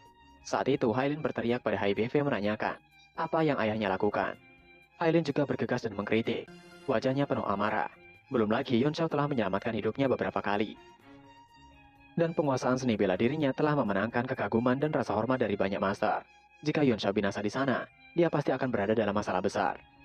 HBV terguncang dan mengatakan, bukankah Yun Xiao menyinggung semua master? Para alkemis menanyakan balik, apa yang dimaksud dengan tersinggung? Orang yang menyinggung mereka adalah HBV sendiri. Feng Rui marah dan berniat untuk meninggalkan kelompok dagang pemula. Mereka benar-benar kesal dengan perlakuan HBV pada Yun Xiao. Mereka telah bekerja keras selama ini dan sekarang HBV bermaksud untuk menyakiti Yun Xiao yang telah memberi mereka pencerahan. Itu tidak masuk akal. Kerumunan menanggapi satu demi satu, semuanya dengan wajah marah. Hailin buru-buru menjelaskan situasinya, dan HBV bermandikan keringat dingin. Jadi untuk inilah mereka ingin mendapatkan surat kerja mereka. Dia memandang Yun Xiao dengan tatapan memohon, tampak sangat pendiam. Zhou Xiang juga merasa sedikit pusing dan menahan tawanya. Dia tidak menyangka bahwa seorang martial supreme juga bisa mengungkapkan ekspresi yang begitu menyedihkan, seolah-olah dia sedang memohon. Dia tiba-tiba merasa punggungnya telah banyak diluruskan. Dia merasa 10 bogeman yang dia berikan sebelumnya tidak sia-sia. HBV sangat cemas. Dia tidak lagi peduli dengan statusnya, menangkupkan tinjunya dan bahkan memohon pada Yun Xiao jangan melakukan itu. Ia bingung sebelumnya dan tidak mengerti situasinya. Ia meminta maaf atas sikapnya. Sedangkan para alkemis mengumpat kesal dan mengatakan pada Yun Xiao, sebaiknya mereka segera tinggalkan tempat itu bersama. Mereka sudah muak. Feng Rui menambahkan, dengan Master Yun Xiao memimpin mereka bisa pergi kemana saja di dunia. Bahkan 7 negara adidaya akan menerima mereka. Jika orang-orang ini pergi, logistik, kelompok dagang pemula akan hampir terputus, dan mereka mungkin tidak akan bisa bertahan selama beberapa bulan di hutan Jingge. Pada saat itu, mata semua orang tertuju pada Yun Xiao seolah menunggu keputusannya. Yun Xiao menatap HBV dan sinar dingin melintas di matanya saat dia mengatakan, jika bukan demi Xiao Huang, Hao Lian, HBV tidak akan berdiri di tempat itu dengan aman saat ini. HBV merasa pahit di hatinya. Tentu saja dia tidak akan mempercayai kata-kata Yun Xiao. Dia berpikir bahwa Yun Xiao hanya mencoba membuat pertunjukan. Lagi pula wajar bagi anak muda untuk peduli dengan wajah mereka. Namun dia bersalah sejak awal dan tidak berani membantah. Dia hanya menanyakan dengan heran, apakah Tuan Yun Xiao mengenal Komandan Hao Lian? Mata Yun Xiao berkedip dengan sedikit kenangan saat dia mengatakan, HBV akan tahu di masa depan. Yun Xiao memandang Lusun dan yang lainnya mengatakan, ia masih memiliki beberapa hal yang harus diurus di hutan Jingge untuk sementara waktu. Juga, ia memiliki hubungan dekat dengan Xiao Huang Hao Lian. Ia harap semua orang akan terus tinggal di kelompok dagang pemula dan membantu. Feng Rui mengerutkan kening dan menanyakan pada Yun Xiao, apakah Yun Xiao akan pergi di masa depan? Mereka berharap dapat mengikuti Master Yun Xiao. Feng Rui mengungkapkan ekspresi keinginan. Kerumunan berteriak serempak. Wajah mereka dipenuhi dengan tekad dan keinginan. Yun Xiao tersenyum dan mengatakan sembari menghela nafas. Ia tidak akan pergi dalam waktu dekat. Ia bisa mengerti perasaan mereka semua. Selama periode waktu ini, ia akan memberitahu mereka semua yang ia tahu. Jika mereka memiliki pertanyaan tentang Ravening, maka mereka dapat menanyakannya dan ia akan menjawabnya. Sedikit kesedihan melintas di wajah semua orang, karena pada akhirnya Yun Xiao akan pergi. Tapi ketika mereka memikirkan tentang bagaimana mereka dapat mengajukan pertanyaan sebanyak mungkin selama periode waktu ini, mereka dengan cepat menjadi bersemangat kembali. Masing-masing dari mereka mengepalkan tinju mereka, dengan putus asa membuat daftar pertanyaan yang ingin mereka tanyakan di benak mereka. Saat Yun Chao dibawa pergi oleh para alkemis, dia menyempatkan diri mengatakan, ia harus menyusahkan Kapten HBV untuk mencari informasi tentang pohon evergreen secepat mungkin. Juga, ia tidak ingin kejadian hari ini terulang lagi. HBV mengerti dan saat itu dia menghela nafas lega. Sedikit kejutan melintas di matanya.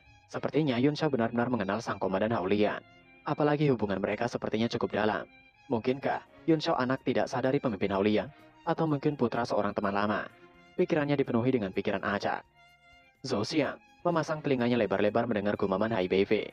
Tiba-tiba sosok tubuh bergegas ke aula dan berteriak dengan sekuat tenaga. Dia mengatakan pada HBV bahwa HBV tidak bisa menyerang Tuan Yun Chao. Orang ini adalah Zule. Dia sudah lama berlari bolak-balik. Dan kekuatan fisiknya sudah lama habis. Sekarang dia sepenuhnya mengandalkan eliksir untuk menghidupi dirinya sendiri. Karena takut menimbulkan bencana, dia hampir kehabisan energi terakhirnya. Wajah HBV menggelap. Ia benar-benar marah. Dengan lambaian tangan, hembusan angin kencang langsung didorong. Langsung menyapu Zule, yang berada di ambang kehancuran dan langsung menghempaskannya ratusan meter jauhnya. Berubah menjadi titik hitam kecil yang menghilang di tempat. Saat itu, HBV mengatakan pada Yun Chao, bagian barat kota adalah tempat di mana yang baik dan yang buruk bercampur menjadi satu. Tak satu pun dari 3 kelompok dagang berada di atas angin, dan pembagian wilayah sangat rumit. Untuk alasan keamanan, tim ke-8 memiliki 2 wakil kapten. Ia akan mengirim Bit Jie nanti untuk melindungi Yun Chao dengan Zhou Xiang. Mereka semua meninggalkan ruangan dan pergi untuk ke bagian barat kota. Saat itu, tiba-tiba Guru Luo memanggil Yun Chao dan mengatakan, Yang Qi di tempat itu sangat murni, dan tampaknya sangat bermanfaat bagi tubuhnya. Ia berencana untuk berkultivasi dalam pengasingan untuk sementara waktu. Yun Chao membenarkannya, ini memang tanah yang langka yang positif. Namun, ia masih merasa ada yang kurang. Guru Luo dapat berkultivasi di sini untuk saat ini. Ini akan baik untuk 9 Qi-nya. Dengar yang mendengar itu tentu merasa bahagia, karena dia bisa memiliki Yun Chao seorang diri. Dia mengatakan untuk Guru Luo segera melakukannya, mengasingkan diri. Setelah memasuki wilayah barat, Yun Chao menemukan bahwa itu jauh lebih besar dari 3 kota lainnya. Tidak hanya besar, tapi juga jauh lebih makmur. Tempat ini tampak seperti kota biasa.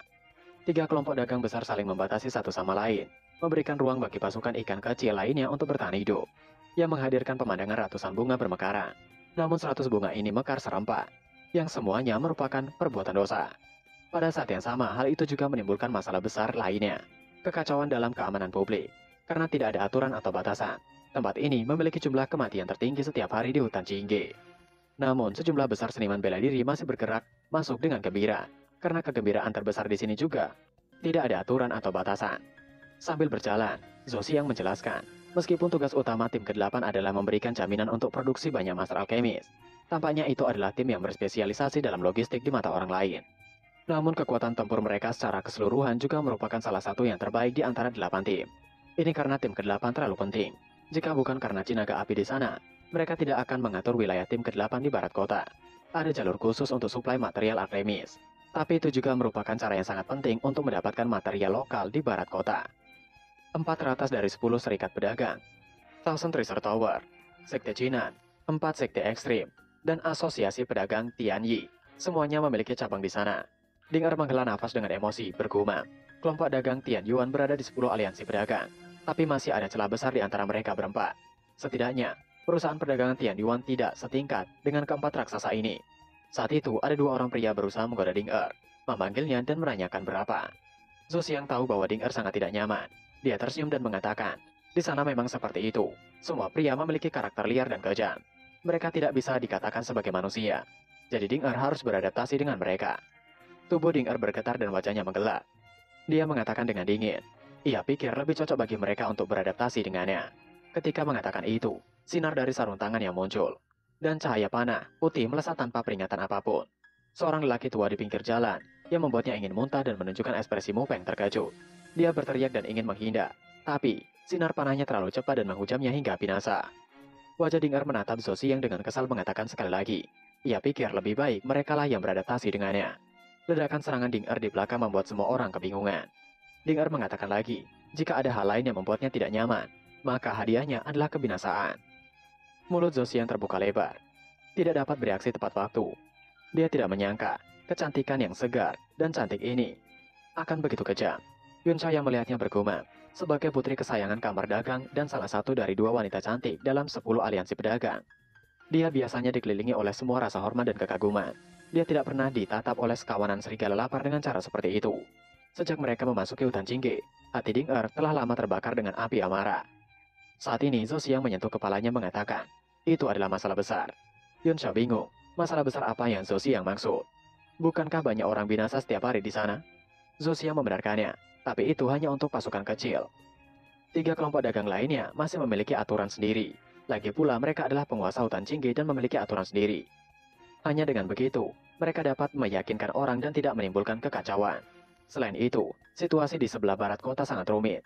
3 kelompok dagang besar saling membatasi. Sekarang Ding Er telah menghabisi seseorang. Ia khawatir 2 kelompok dagang lainnya akan mengambil kesempatan untuk menimbulkan masalah. Dengan ekspresi acuh tak acuh di wajahnya, Yun Xiao mengatakan dengan lembut bahwa Zhou Xiang benar, pasti ada aturan dibuat. Kepentingan kelompok dagang pemula di kota barat akan dibatasi oleh tim ke-8 mereka. Mulai hari ini, aturanku adalah aturan semuanya. Dia yang akan membuat aturan. Zhou Xiang sedikit tercengang menanyakan apa maksud dari itu. Yun Xiao memandang Zhou Xiang dengan senyuman menanyakan balik. Apa yang ingin Zhou Xiang ketahui dari aturan yang akan ia buat? Yun Xiao dengan berlalu mengatakan, apa yang seorang Martial Emperor tidak bisa selesaikan, ia akan selesaikan. Mereka yang seorang Martial Emperor tidak berani menghabisi, dia yang akan menghabisi. Itulah aturannya. Apakah itu sudah jelas? Tatapan Yun Xiao menajam menatap Zhou Xiang. Itu luar biasa memberikan tekanan. Zhou Xiang menatap Yun Xiao bergumam. Itu adalah aura yang hanya bisa dimiliki oleh pria yang telah berada di posisi superior untuk waktu yang lama. Ia membuat Zhou Xiang merasa takut dan kagum. Hal ini menyebabkan dia menjadi sangat khawatir. Pandangan hidup dan binasa yang apatis. Dan perubahan hidup itu jelas bukan serangan spiritual, tapi serangan tulus dari hati. Yun Xiao melanjutkan. Ambil contoh saja peraturan yang akan ia buat. Seseorang yang ingin Ding Er habisi, maka ia akan menghabisinya. Mendengar itu membuat Ding Er bagaikan di musim semi. Jantungnya berdetak lebih kencang dan wajahnya memerah. Zhou Xiang mengutuk dalam hatinya dan merasakan ketidakberdayaan. Apakah Yun Xiao pikir dia adalah reinkarnasi dari seorang Martial Sovereign, seperti cerita komik? Dia akhirnya mengerti bahwa alkemis manapun sombong dan sulit diatur, dan tidak ada pengecualian. Terlebih lagi, jika orang seperti itu menjadi pemimpin, seluruh tim ke-8 akan mendapat masalah. Dalam kasus yang serius, itu bahkan akan membawa bahaya besar bagi kelompok dagang. Zhou Xiang saat itu bersiul seolah memanggil seseorang. Yun Xiao menanyakan orang seperti apa yang Zhou Xiang panggil dan akan temui. Zhou Xiang mengatakan, seseorang yang cekatan yang akan menyelesaikan masalah sebelumnya dan menutupinya. Jadi mereka tidak akan terseret dalam masalah yang lebih jauh. Tiba-tiba seorang berpakaian serba hitam muncul. Namun ketika Zhou Xiang ingin memanggilnya, seorang itu tiba-tiba tersungkur dan terlihat sebuah dagger tertancap padanya. Itu mengejutkan Zhou Xiang dan Yun Xiao. Yun Xiao memberikan tatapan waspada mengatakan tentu saja. Masalah telah datang sekarang. Benar saja seorang tiba-tiba datang mengatakan, ia telah membawa orang yang Zhou Xiang inginkan. Siapa orang tersebut? Dalam beberapa saat nafas, sejumlah besar kultivator mulai menyerbu dari segala arah. Semuanya dengan ciganas yang sangat berat. Beberapa orang di sekitar melihat bahwa situasinya tidak benar, dan banyak dari mereka yang melarikan diri. Beberapa dari mereka yakin bahwa mereka kuat, jadi mereka tetap menonton pertunjukan. Zhou Xiang terkejut dan mengatakan dengan suara yang dalam, itu tidak bagus, mereka dari kelompok dagang badai. Seseorang mengatakan, menghabisi di jalan timur dan barat. Kelompok dagang pemula sepertinya semakin tidak bermoral, bahkan tidak menempatkan kelompok dagang badai di mata mereka. Dia adalah Zhou Yu, anggota kelompok dagang badai, seorang Martial Emperor bintang 6. Zhou Yu menodongkan pedangnya ke depan, ke arah Yun Xiao dan yang lainnya. Pikiran semua orang terfokus mengetahui bahwa tempat ini akan segera menjadi ladang mengerikan. Ada banyak orang yang berasal dari kelompok dagang lain yang ada di sana. Mereka memiliki kesempatan untuk memojokkan kelompok dagang pemula. Tiba-tiba seorang yang berasal dari kelompok dagang salib menuju ke arah Zhou Xiang dan berteriak. Meskipun kelompok dagang salib mereka hanyalah kelompok kecil, mereka tidak akan menerima jika dipermalukan oleh siapapun. Apa kesalahan Wu? Dia benar-benar dihabisi oleh wanita itu. Zhou Xiang kehilangan kata-kata dan mengerutkan kening. Biasanya, dia bahkan tidak mau repot-repot menjawab gorengan kecil seperti kelompok dagang salib. Tapi sekarang Zhou Yu membuat masalah untuknya. Dia tidak punya pilihan selain menjawab. Tiba-tiba Yun Xiao maju dan berdiri di depan Zhou Xiang membuka suara dan dia mencibir. Kesalahannya adalah dia terlihat terlalu memalukan. Pria itu marah dan berteriak menanyakan siapa Yun Xiao. Apakah itu bagaimana kelompok dagang pemula menggertak orang lain? Zhou Yu juga tertawa terbahak-bahak dan mengatakan dengan bangga. Mereka kelompok dagang pemula benar-benar berpikir bahwa mereka adalah penguasa hutan Jingge. Mungkinkah Xiao Huang Hao Liang telah menembus ranah bela diri tertinggi? Bisakah mereka menghabisi semua kelompok dagang lain? Zhou Xiang juga mengalami sakit kepala. Yun Xiao persis sama seperti alkemis yang sombong dan arogan itu. Apa yang dia katakan setara dengan menyinggung semua kekuatan. Bagaimana dia bisa begitu tidak beruntung memiliki atasan seperti Yun Xiao? Zhou Xiang mengatakan, bisakah ia yang berbicara pada mereka? Yun Xiao menatap Zhou Xiang dengan pandangan menghina dan mengatakan, ini adalah tempat di mana tinju adalah yang paling penting. Mengapa Zhou Xiang mencoba berbicara dengan mereka? Apakah Zhou Xiang memiliki kemampuan untuk meyakinkan mereka dengan alasan dan membuat mereka mundur? Zhou Xiang terkejut. Itu benar. Meskipun ia memberikan penjelasan, pada akhirnya tetap akan ada perselisihan. Bukankah ini masih soal yang lebih besar tinjunya? Walaupun begitu, tapi mereka telah menyinggung banyak orang dalam sekali jalan. Bahkan Zoyu dan anggota kelompok dagang lain tertegun sejenak. Mereka semua berpikir, pemuda itu benar. Jadi bagaimana jika mereka benar? Dia ada di sini untuk mencari masalah dan mengambil kesempatan untuk membuat masalah. Bahkan jika dia masuk akal, dia akan menjadi tidak masuk akal di bawah kepalan tangan. Zoyu kemudian mengatakan, jika mereka menyerah sekarang, ia masih bisa memberi mereka kesempatan untuk hidup. Saat pertemuan komandan resimen diadakan di barat kota, biarkan semua orang datang ke pengadilan umum. Zoyu tidak ingin membuang waktu lagi. Semakin lama dia menunggu, semakin tidak menguntungkan baginya. Dia hanya ingin menyelesaikan ini dengan cepat. Zhou Xiang menjelaskan dengan suara rendah pada Yun Xiao. Pertemuan resimen adalah pertemuan tingkat tertinggi di kota barat. Ini biasanya diprakarsai oleh salah satu dari 3 kelompok dagang yang hebat. Dan ini adalah pertemuan untuk mengumpulkan semua kelompok dagang untuk hadir. Itu biasanya diadakan demi membagi berbagai keuntungan di bagian barat kota. Sekarang otak Yun Xiao adalah otak pedagang. Hanya ada pembagian keuntungan di otaknya. Dia mengangguk dengan sangat serius dan mengatakan, ia juga merasa perlu mengadakan pertemuan seperti itu. Lagi pula, ia baru saja mengambil alih sebagai kapten tim ke-8. Jadi ia harus memberitahu semua orang. Zoyu terkejut dan mengatakan, apakah Yun Xiao baru saja mengatakan pemimpin tim?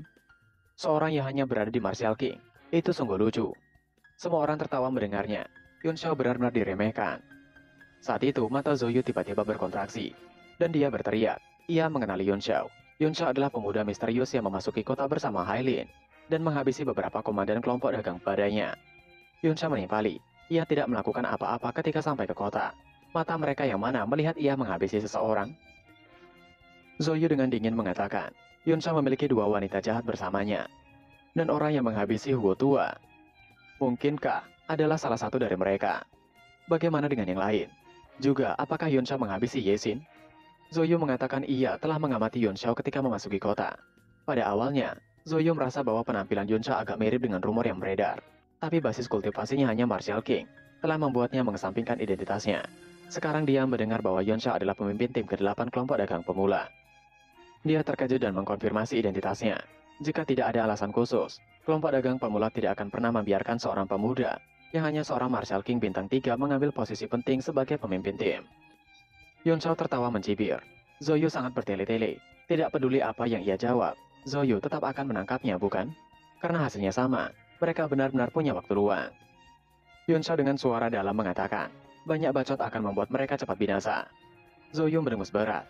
Ia merasa kehilangan muka karena diceramahi oleh seorang remaja. Dia mengatakan dengan marah, karena Yun Xiao sangat ingin menjadi tahanan, ia akan memenuhi keinginannya. Karena 2 pemimpin tim ke-8 ada di sana, ia akan menangkap keduanya. Dia melemparkan dagger ke arah Yun Xiao. Yun Xiao sedikit mencodongkan tubuhnya untuk menghindarinya. Tapi tiba-tiba seseorang menangkis dagger tersebut, yang tidak lain adalah Zhou Xiang. Dia menggunakan nunchaku sebagai senjatanya. Dia dengan memutar nunchaku mengatakan pada Yun Xiao dan Ding-er, mereka harus segera pergi. Ia akan menggantikan Zoyu. Wajah Zoyu semakin dingin. Dia tertawa ketika mengatakan, untuk Zhou Xiang jangan melakukan perlawanan yang tidak perlu. Karena ia sudah bergerak, tidak ada dari mereka yang bisa melarikan diri. Zoyu tiba-tiba bergerak. Dia menggerakkan kedua tangannya dengan cepat. Jika dilihat, itu seperti cara Naruto ketika ingin membuat Rasengan. Tidak lama sebuah gumpalan angin besar terbentuk di atasnya. Akibatnya, area sekitar hancur dan batu berterbangan. Itu adalah teknik angin surgawi. Semua bangunan di sekitarnya hancur oleh kekuatan ini, dan tersedot masuk. Sejumlah besar kultivator mendorong pengepungan lebih dari 10 meter dan mengedarkan diwanci mereka untuk melawan. Angin itu semakin besar dan lebih besar lagi, ketika menyerap semua puing-puing menjadi tornado. Dan angin itu seolah mengendalikan serpihan puing-puing itu, menghujam Zhou Xiang. Zhou Xiang berteriak keras. Nunchaku di tangannya menghasilkan serangkaian kilatan yang mekar di depannya, membentuk penghalang pertahanan yang menyelimuti ketiganya. Tornado itu langsung jatuh dan menabrak penghalang pertahanan itu, menyebabkan tekanan spiritual menyembur ke segala arah, memancarkan cahaya yang menyilaukan. Zoyu mengatakan, Zhou Xiang mencoba memblokir teknik angin surgawinya. Zhou Xiang sedang mencari kebinasaan. Zoyu mencibir, dan kekuatan tornado meningkat lagi. Semua Yuan Qi Zhou Xiang dituangkan ke dalam nunchaku. Akhirnya, Dia tidak bisa bertahan lebih lama lagi dan nunchaku terlepas dari tangannya, tersedot ke dalam tornado. Zosian terkejut. Dia buru-buru mendorong telapak tangannya, mencoba menggunakan kekuatan terakhirnya untuk membuka pertahanan, untuk melindungi Yun Xiao. Tiba-tiba, sesuatu seolah ditembakkan. Yun Xiao akhirnya bergerak. Zoyo mencibir dengan arogan. Angin surgawinya dapat menyapu bersih semua senjata level Suwan. Bahkan seniman bela diri yang kultivasinya di atasnya tidak akan berani menghadapinya secara langsung. Orang bodoh tidak takut. Mereka semua mengejar kebinasaan. Zosiang yang tadinya meringkuk tiba-tiba tersadar. Dia melihat Yun Xiao dan tablet alam ilahi yang saat ini berdiri kokoh di depannya. Itu melindungi mereka dari angin surgawi milik Zoyu. Yun Xiao mencibir. Apakah Zoyu mengatakan bisa menyapu semua senjata Suwan? Zoyu lah yang arogan dan tidak kenal takut. Yun Xiao melempar beberapa karakter seperti kecebong emas ke tablet alam ilahi dan berteriak, "Irama bumi, selesaikan sungai dan gunung untukku." Semburan cahaya bersinar dari tablet alam ilahi, dan tiba-tiba menekan bumi, menimbulkan ritme seperti aturan alam, menyebar ke segala arah. Zoyu terkejut dan segera menghindarinya. Ia tidak percaya tornado anginnya langsung dipatahkan oleh irama bumi, berubah menjadi beberapa angin kencang dan menghilang. Zoyu merasakan kekuatan gravitasi yang kuat dari tanah. Dia menanyakan, senjata jenis apa itu? Apakah itu adalah artefak gravitasi? Dia mencoba mendorongnya ke bawah. Dia buru-buru mengedarkan chip vitalnya untuk menahannya. Nyaris tidak bisa bertahan di udara. Namun, itu telah menyebarkan banyak kekuatan. Bumi yang bernapas di tablet alam ilahi adalah ibu dari bumi. Dan bahkan angin astral yang tak dapat diingat pun tidak dapat meniupnya. Apalagi teknik martial emperor belaka. Yun Xiao melompat ke atas tablet alam ilahi dengan lonceng kuno di tangannya. Dia mengatakan, tidak masalah apapun itu, yang penting adalah Zosi yang akan binasa. Yun Xiao mengguncangkan loncengnya dan suara kuno yang mengguncang jiwa terdengar. Pikiran semua orang bergetar, dan lautan kesadaran mereka dalam keadaan linglung. Beberapa ahli bela diri yang lebih lemah pingsan karena suara bel. Mereka yang lebih kuat berhasil bertahan, tapi meridian mereka juga rusak. Zoyu ketakutan setengah mati ketika dia melihat lonceng kuno datang untuknya. Ritme senjata dari lonceng kuno menembus langsung ke tubuhnya. Senjata level yang sangat dalam dari level ini. Kekuatannya saja membuatnya merasa merinding. Dia menanyakan, senjata Suwan level apa itu? Apakah itu tingkat ke-8 atau 9? Level tertinggi yang dia pernah lihat hanya ada di tingkat 7, tapi tidak pernah semenakutkan ini.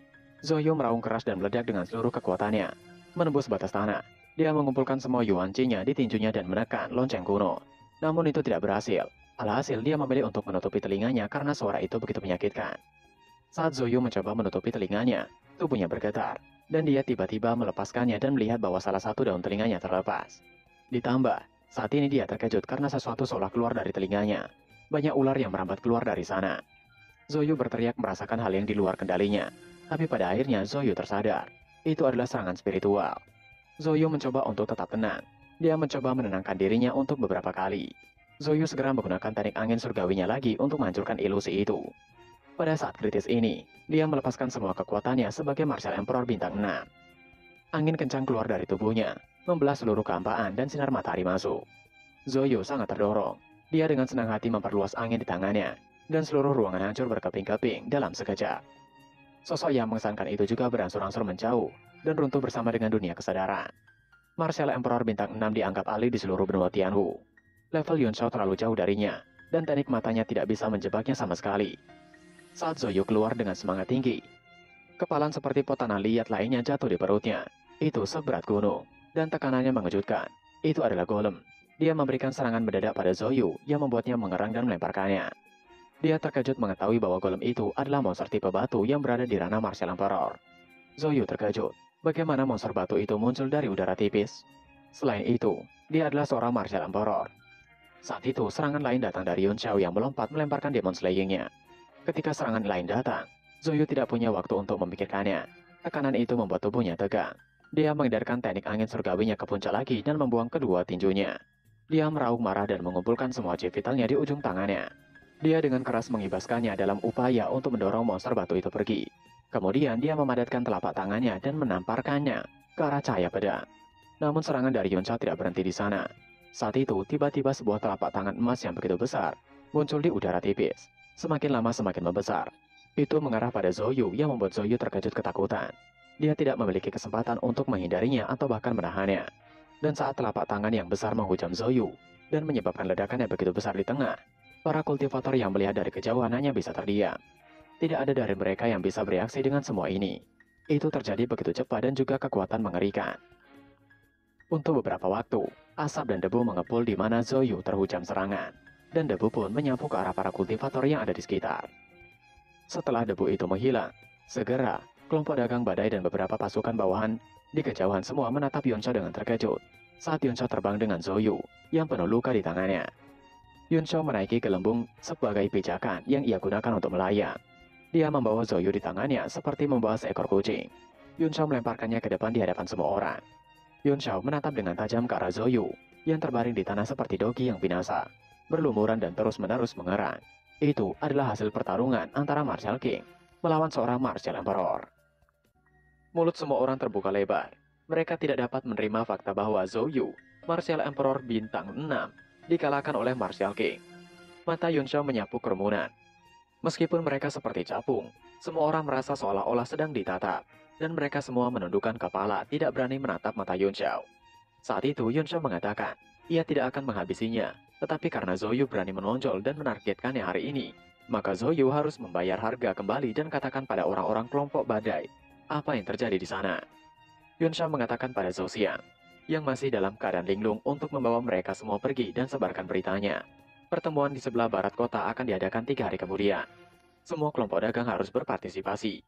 Kata-kata yang mendominasi ini sangat mengejutkan Zhou Xiang, dan bergumam seolah-olah semua kekuatan di kota barat adalah bawahan Yunsho. Keringat dingin merembas keluar darinya. Dan intuisinya memberitahunya bahwa sesuatu yang besar akan terjadi, dan kapten di depannya menjadi semakin sulit untuk dilihat. Kemudian Yunsho membawa Ding-er dalam gelembungnya untuk pergi mengatakan, untuk menguburkan tim bayangan yang binasa dengan baik dan benar. Zhou Xiang menerima perintah itu mengerti dan tanpa protes sekalipun. Setelah itu dalam waktu yang singkat, kabar tentang Zoyu dari kelompok dagang badai telah ditangkap, dan kabar tentang pemimpin ke-8 dari kelompok dagang pemula akan mengadakan pertemuan menyebar seperti kepingan salju di seluruh hutan Jingge. Meskipun berkelahi dan menghabisi adalah kejadian biasa, kali ini semua orang mencium sesuatu yang tidak biasa. Ketika Yunsho dan Ding-er kembali ke halaman kecil, Ding-er mengatakan dengan nada meminta maaf, bahwa semua yang terjadi adalah salahnya. Ia menyebabkan masalah besar. Yunsho terkekeh dan menimpali. Lagi pula mereka telah berada di sana. Ia akan membantu muridnya membersihkan hutan Jingge. Dia sudah lama berada di sini, namun dia masih belum bisa menyatukan kekuatan kecil ini. Muridnya itu adalah yang benar-benar otak udang. Yunsho adalah satu-satunya yang berani mengatakan itu. Yunsho mengatakan banyak hal tentang Hao-Lian. Namun, Ding-er seolah tidak memperdulikan omelan Yunsho dan menatapnya dalam-dalam. Wanita cantik selalu mengagumi para pahlawan. Ding-er menatapnya dengan semakin tergila-gila. Hanya ada mereka berdua di halaman kecil, dan suasananya sedikit canggung. Yunsho terbatuk 2 kali lalu mengeluarkan tablet giok transmisi suara dan menulis aliran indera ilahi ke dalamnya. Dia kemudian mengeluarkan wadah kaca dengan setetes cairan merah cerah di dalamnya.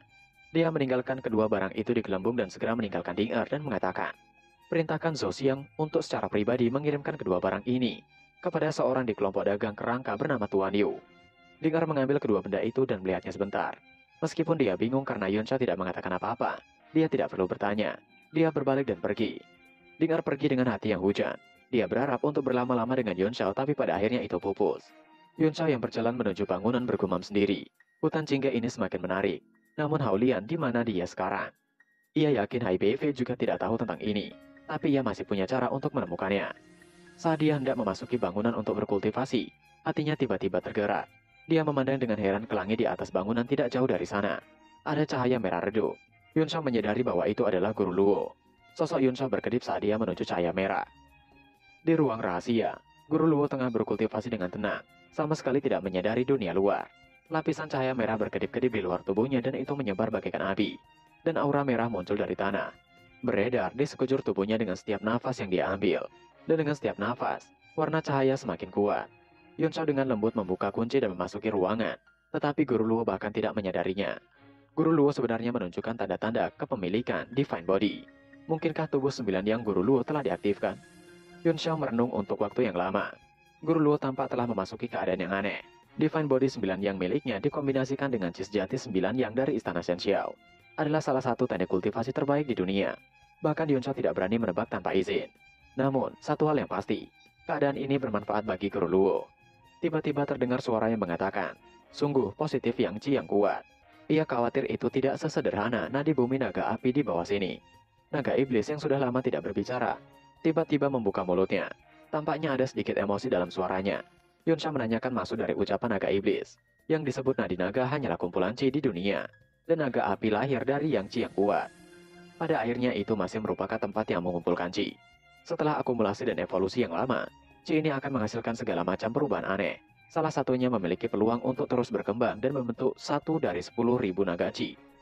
Jantung Yunsha berdetak kencang saat dia mengatakan dengan tidak percaya. Apakah maksudnya adalah, urat bumi ini telah memelihara Dragon Qi? Dia langsung memikirkan Luo Qingyun. Dia memiliki garis keturunan naga sejati. Jika dia bisa menyerap jejak Dragon Qi murni, dia mungkin bisa memurnikan garis keturunannya dan berevolusi ke tingkat yang menakutkan. Naga iblis menimpali dengan pahit. Dia tidak terlalu yakin. Lagi pula Dragon Qi adalah salah satu dari sejuta dan bisa melahirkan naga sejati kuno. Namun benar bahwa yang Qi positif di tempat itu sangat padat. Divine Body garis kecil ini memiliki aura yang menakutkan. Jika dia bisa mengembangkan sepenuhnya, dia mungkin akan menjadi eksistensinya sebanding dengan Martial Sovereign. Yunsha diam-diam mengagumi intuisi naga iblis. Semua orang yang memiliki 9 yang true Qi di masa lalu Istana Shenxiao adalah ahli tak tertandingi yang bisa mengguncang dunia dan mendominasi benua. Dia menanyakan, jika memang ada Dragon Qi, bisakah naga iblis merasakannya? Naga iblis itu berpikir sejenak dan mengatakan, jika ia dekat, ia seharusnya bisa. Namun bagaimanapun juga, ia hanyalah jiwa. Ia hanya memiliki esensi naga. Ia tidak bisa menyerap Dragon Qi. Bahkan jika Yunsha menemukan Qi dari naga sejati, bagaimana akan menyerapnya? Qi naga sejati adalah keberadaan yang paling sombong di dunia. Mustahil untuk mengumpulkannya kecuali itu adalah ahli yang tidak taranya. Mata Yunsha berkedip saat dia mengatakan, jika naga iblis benar-benar dapat menemukannya, maka pastikan untuk mengambilnya. Naga iblis terdiam saat dia merenungkan kata-kata Yunsha. Yunsha menutup pintu lagi, agar tidak mengganggu guru Luo dan berjalan keluar. Berpindah di kelompok dagang kerangka, Zhou Xiang yang menyampaikan berita di bagian selatan kota, sangat tertekan saat ini. Seluruh tubuhnya diikat, digantung, dan sama sekali tidak dapat mengerahkan kekuatan apapun. Dia dengan bingung menanyakan, mengapa ia diikat dan digantung seperti itu. Dia memanggil bule, bahwa mereka mengenal satu sama lain, dan meskipun mereka tidak memiliki ikatan persahabatan, mereka tidak pernah berhubungan buruk. Ia di sana hanya untuk menyampaikan sesuatu atas nama kapten tim ke-8-nya. Bule tidak perlu memperlakukannya seperti itu. Bule adalah Martial Emperor bintang 9 dari kelompok dagang kerangka, dan dia menangkap Zhou Xiang hanya dengan satu gerakan. Dia memandang Zhou Xiang dengan dingin ketika mengatakan, ia harus bertanya pada atasan apakah harus membiarkannya pergi atau tidak. Dia melihat token giok dan cairan merah dalam botol, dan mengatakan ia juga akan menyerahkan kedua barang itu. Zhou Xiang bisa menunggu di sana untuk hukumannya. Zhou Xiang mulai berteriak dengan arogan, yang dengan cepat menimbulkan ketidakpuasan para penjaga. Sekelompok orang mengelilinginya dan memberinya pukulan yang bagus sebelum dia menjadi patuh. Di ruang rahasia kelompok dagang kerangka, Bule melaporkan situasinya dan menyerahkan kedua barang itu sekaligus. Seorang pria kekar berdiri di tengah ruangan, seluruh tubuhnya diselimuti warna hitam, dan penampilannya tidak bisa dilihat dengan jelas. Dia adalah Sun Feng, kapten dari kelompok dagang kerangka. Di sampingnya berdiri seorang pria berjubah hitam. Dia juga sangat misterius, dan aura di tubuhnya sangat aneh, seolah-olah tidak ada fluktuasi vital Qi sama sekali, seperti orang biasa. Pria dengan jubah hitam adalah Tuan Yu. Dia segera menarik giok transmisi dan mulai meletakkan di dahinya. Dia memeriksa apa yang ada di dalam giok tersebut. Melihat itu, mulai khawatir dan sangat gugup bergumam. Pria berjubah hitam yang tidak memiliki fluktuasi Yuan Qi. Dia adalah eksistensi paling misterius di kelompok dagang kerangka, Tuan Yu. Dia tampak lebih menakutkan daripada kaptennya Sun Feng. Sun Feng yang bingung, segera menanyakan pada Tuan Yu, apa yang terjadi. Tuan Yu mengepalkan tinjunya dan token giok berubah menjadi bubuk dan menghilang. Dia mengatakan itu merepotkan. Gu Yusheng memang jatuh ke tangan kelompok dagang pemula. Sun Feng menimpali, itu hanya Gu Yusheng, tidak masalah bahkan jika dia binasa. Tidak perlu marah. Tuan Yu menggelengkan kepalanya mengatakan, awalnya bukan apa-apa. Jika dia binasa, tidak akan ada masalah. Paling-paling kelompok dagang kerangka akan kehilangan Ancient Eyes. Masalahnya adalah dia masih hidup. Ia yang membawanya ke kelompok dagang kerangka. Apakah Sun Feng tahu siapa master dari Gu Yusheng? Sun Feng bingung mengatakan, bukankah Tuan Yu sendiri adalah masternya? Tuan Yu menatap botol kecil yang berisi cairan merah dan segera memecahkannya. Setetes cairan merah tertahan di tangannya, dan dia benar-benar mengangkat kepalanya dan menelannya. Kemudian dia menjilat bibirnya dan mengatakan, master dari Gu Yusheng adalah orang yang menyusahkan, yang bahkan dia tidak ingin memprovokasinya. Pernahkah Sun Feng mendengar tentang Madman Ji? Sun Feng terkejut menanyakan, bukankah itu adalah orang yang selalu mupeng? Bukankah dia sudah binasa? Karena Gu Yusheng adalah murid orang itu, mengapa Tuan Yu membawakan kepadanya? Sekarang sesuatu telah terjadi. Apa yang harus mereka lakukan jika orang mupeng itu datang? Wulei berdiri di bawah, mengerutkan kening. Dia belum pernah mendengar tentang Mad Menji sebelumnya. Dia tidak tahu dari faksi mana dia berasal. Bahkan Komandan Resimen dan Tuan Yu takut padanya. Tuan Yu tertawa aneh dan mengatakan, ia hanya tertarik pada Ancient Ice-nya. Setetes cairan merah tadi memang merupakan esensi cairan merah Ancient Ice. Rasanya luar biasa. Sun Feng mendengus berat dan mengatakan, dengan ketidakpuasan, Ancient Ice adalah harta yang penting. Jika Tuan Yu merebutnya, akankah Mad Menji itu akan melepaskannya?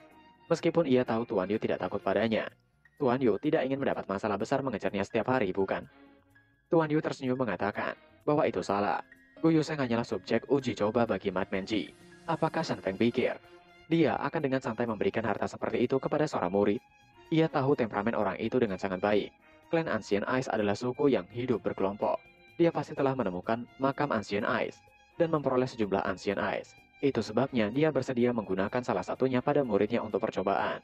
Dia pasti tidak akan mempersulitnya hanya karena subjek tes. Sun Feng bingung menanyakan, jika itu masalahnya, lalu apa maksud Tuan Yu dengan masalah yang akan datang pada mereka? Wajah Tuan Yu menjadi dingin, dan dia tampak sangat ganas mengatakan, seseorang yang mengirim pesan itu sudah mengetahui identitas Gu Yuseng. Dia mengatakan bahwa jika dia tidak bekerja sama dengan mereka, dia akan menyerahkan Gu Yuseng ke lautan pembentukan jiwa. Jika itu masalahnya, Mad Menji pasti akan menjadi gila dan melawan mereka sampai binasa. Kemarahan Sun Feng melonjak dan dia mengatakan dengan suara yang dalam, apa yang mereka lakukan? Wajah Tuan Yu juga aneh mengatakan, surat itu mengatakan padanya bahwa pengirim akan melakukan sesuatu di barat kota. Mereka meminta kelompok dagang kerangka jujur dan tidak menyusahkan mereka.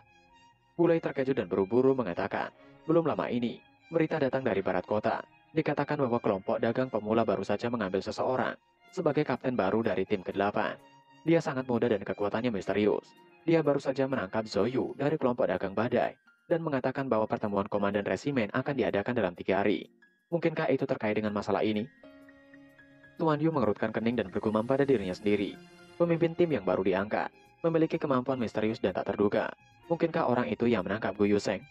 Saat itu, Sun Feng segera memerintahkan untuk Wulei pergi mencari tahu identitas dari pemimpin baru tim ke-8, kelompok dagang pemula itu. Jangan lewatkan detail apapun. Sun Feng menanyakan pada Tuan Yu, sejak Hao Lian menghilang, kelompok dagang pemula sangat rendah hati. Tapi mengapa akhir-akhir ini menjadi menonjol?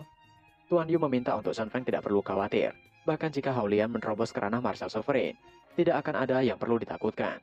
Juga orang yang mereka kirim untuk mencari tahu informasi itu belum kembali. Apakah Sun Feng pikir menerobos ranah Martial Sovereign itu mudah? Tebakannya adalah pemimpin baru tim ke-8 mencoba melakukan sesuatu untuk memperkuat posisinya. Sun Feng mengerti dan menanyakan, kapan Tuan Yu akan selesai dengan hal itu? Tuan Yu menimpali, ia pikir mereka akan dapat menangkap Hailin tanpa halangan. Tapi sepertinya itu tidak mungkin. Ia berencana pergi ke Tanah Iblis untuk menemukan Soul Breaking Tapir. Sun Feng terkejut menanyakan, itu adalah binatang iblis yang kekuatannya mendekati Martial Sovereign. Tuan Yu menimpali santai, lalu mengapa jika itu mendekati Martial Sovereign? Apakah Sun Feng lupa siapa dirinya? Sun Feng menghela napas lega, dan wajahnya dipenuhi kegembiraan. Dia berdiri dari sana dan mulai membungkuk kepada Tuan Yu perlahan. Dia mengatakan rasa terima kasihnya. Ia tidak akan melupakan kebaikan Tuan Yu yang luar biasa.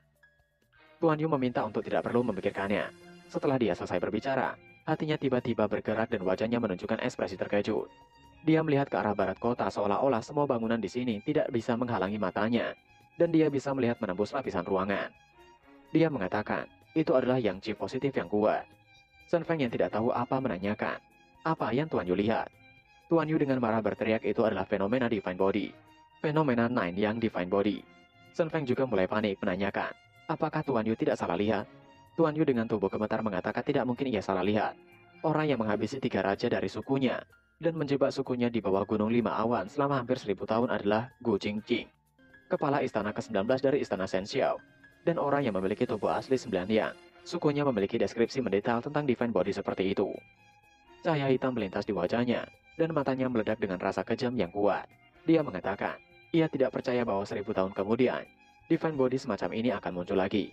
Apakah benar-benar tidak ada cara bagi klannya untuk bangkit kembali? Ekspresi Sun Feng juga tidak bagus. Dia mengatakan dengan suara yang dalam, auranya datang dari tim ke-8 kelompok dagang pemula. Mungkinkah itu kapten baru? Tuan Yu mengatakan tidak apa-apa jika pemilik Divine Body adalah laki-laki. Dia tidak akan bisa berlatih teknik sejati 9 yang dari istana Shen Xiao. Namun, jika itu adalah seorang wanita, kata-katanya terhenti dan niat menghabisi yang dingin keluar dari matanya. Dan dia berteriak meneruskan, Mereka harus menghabisinya.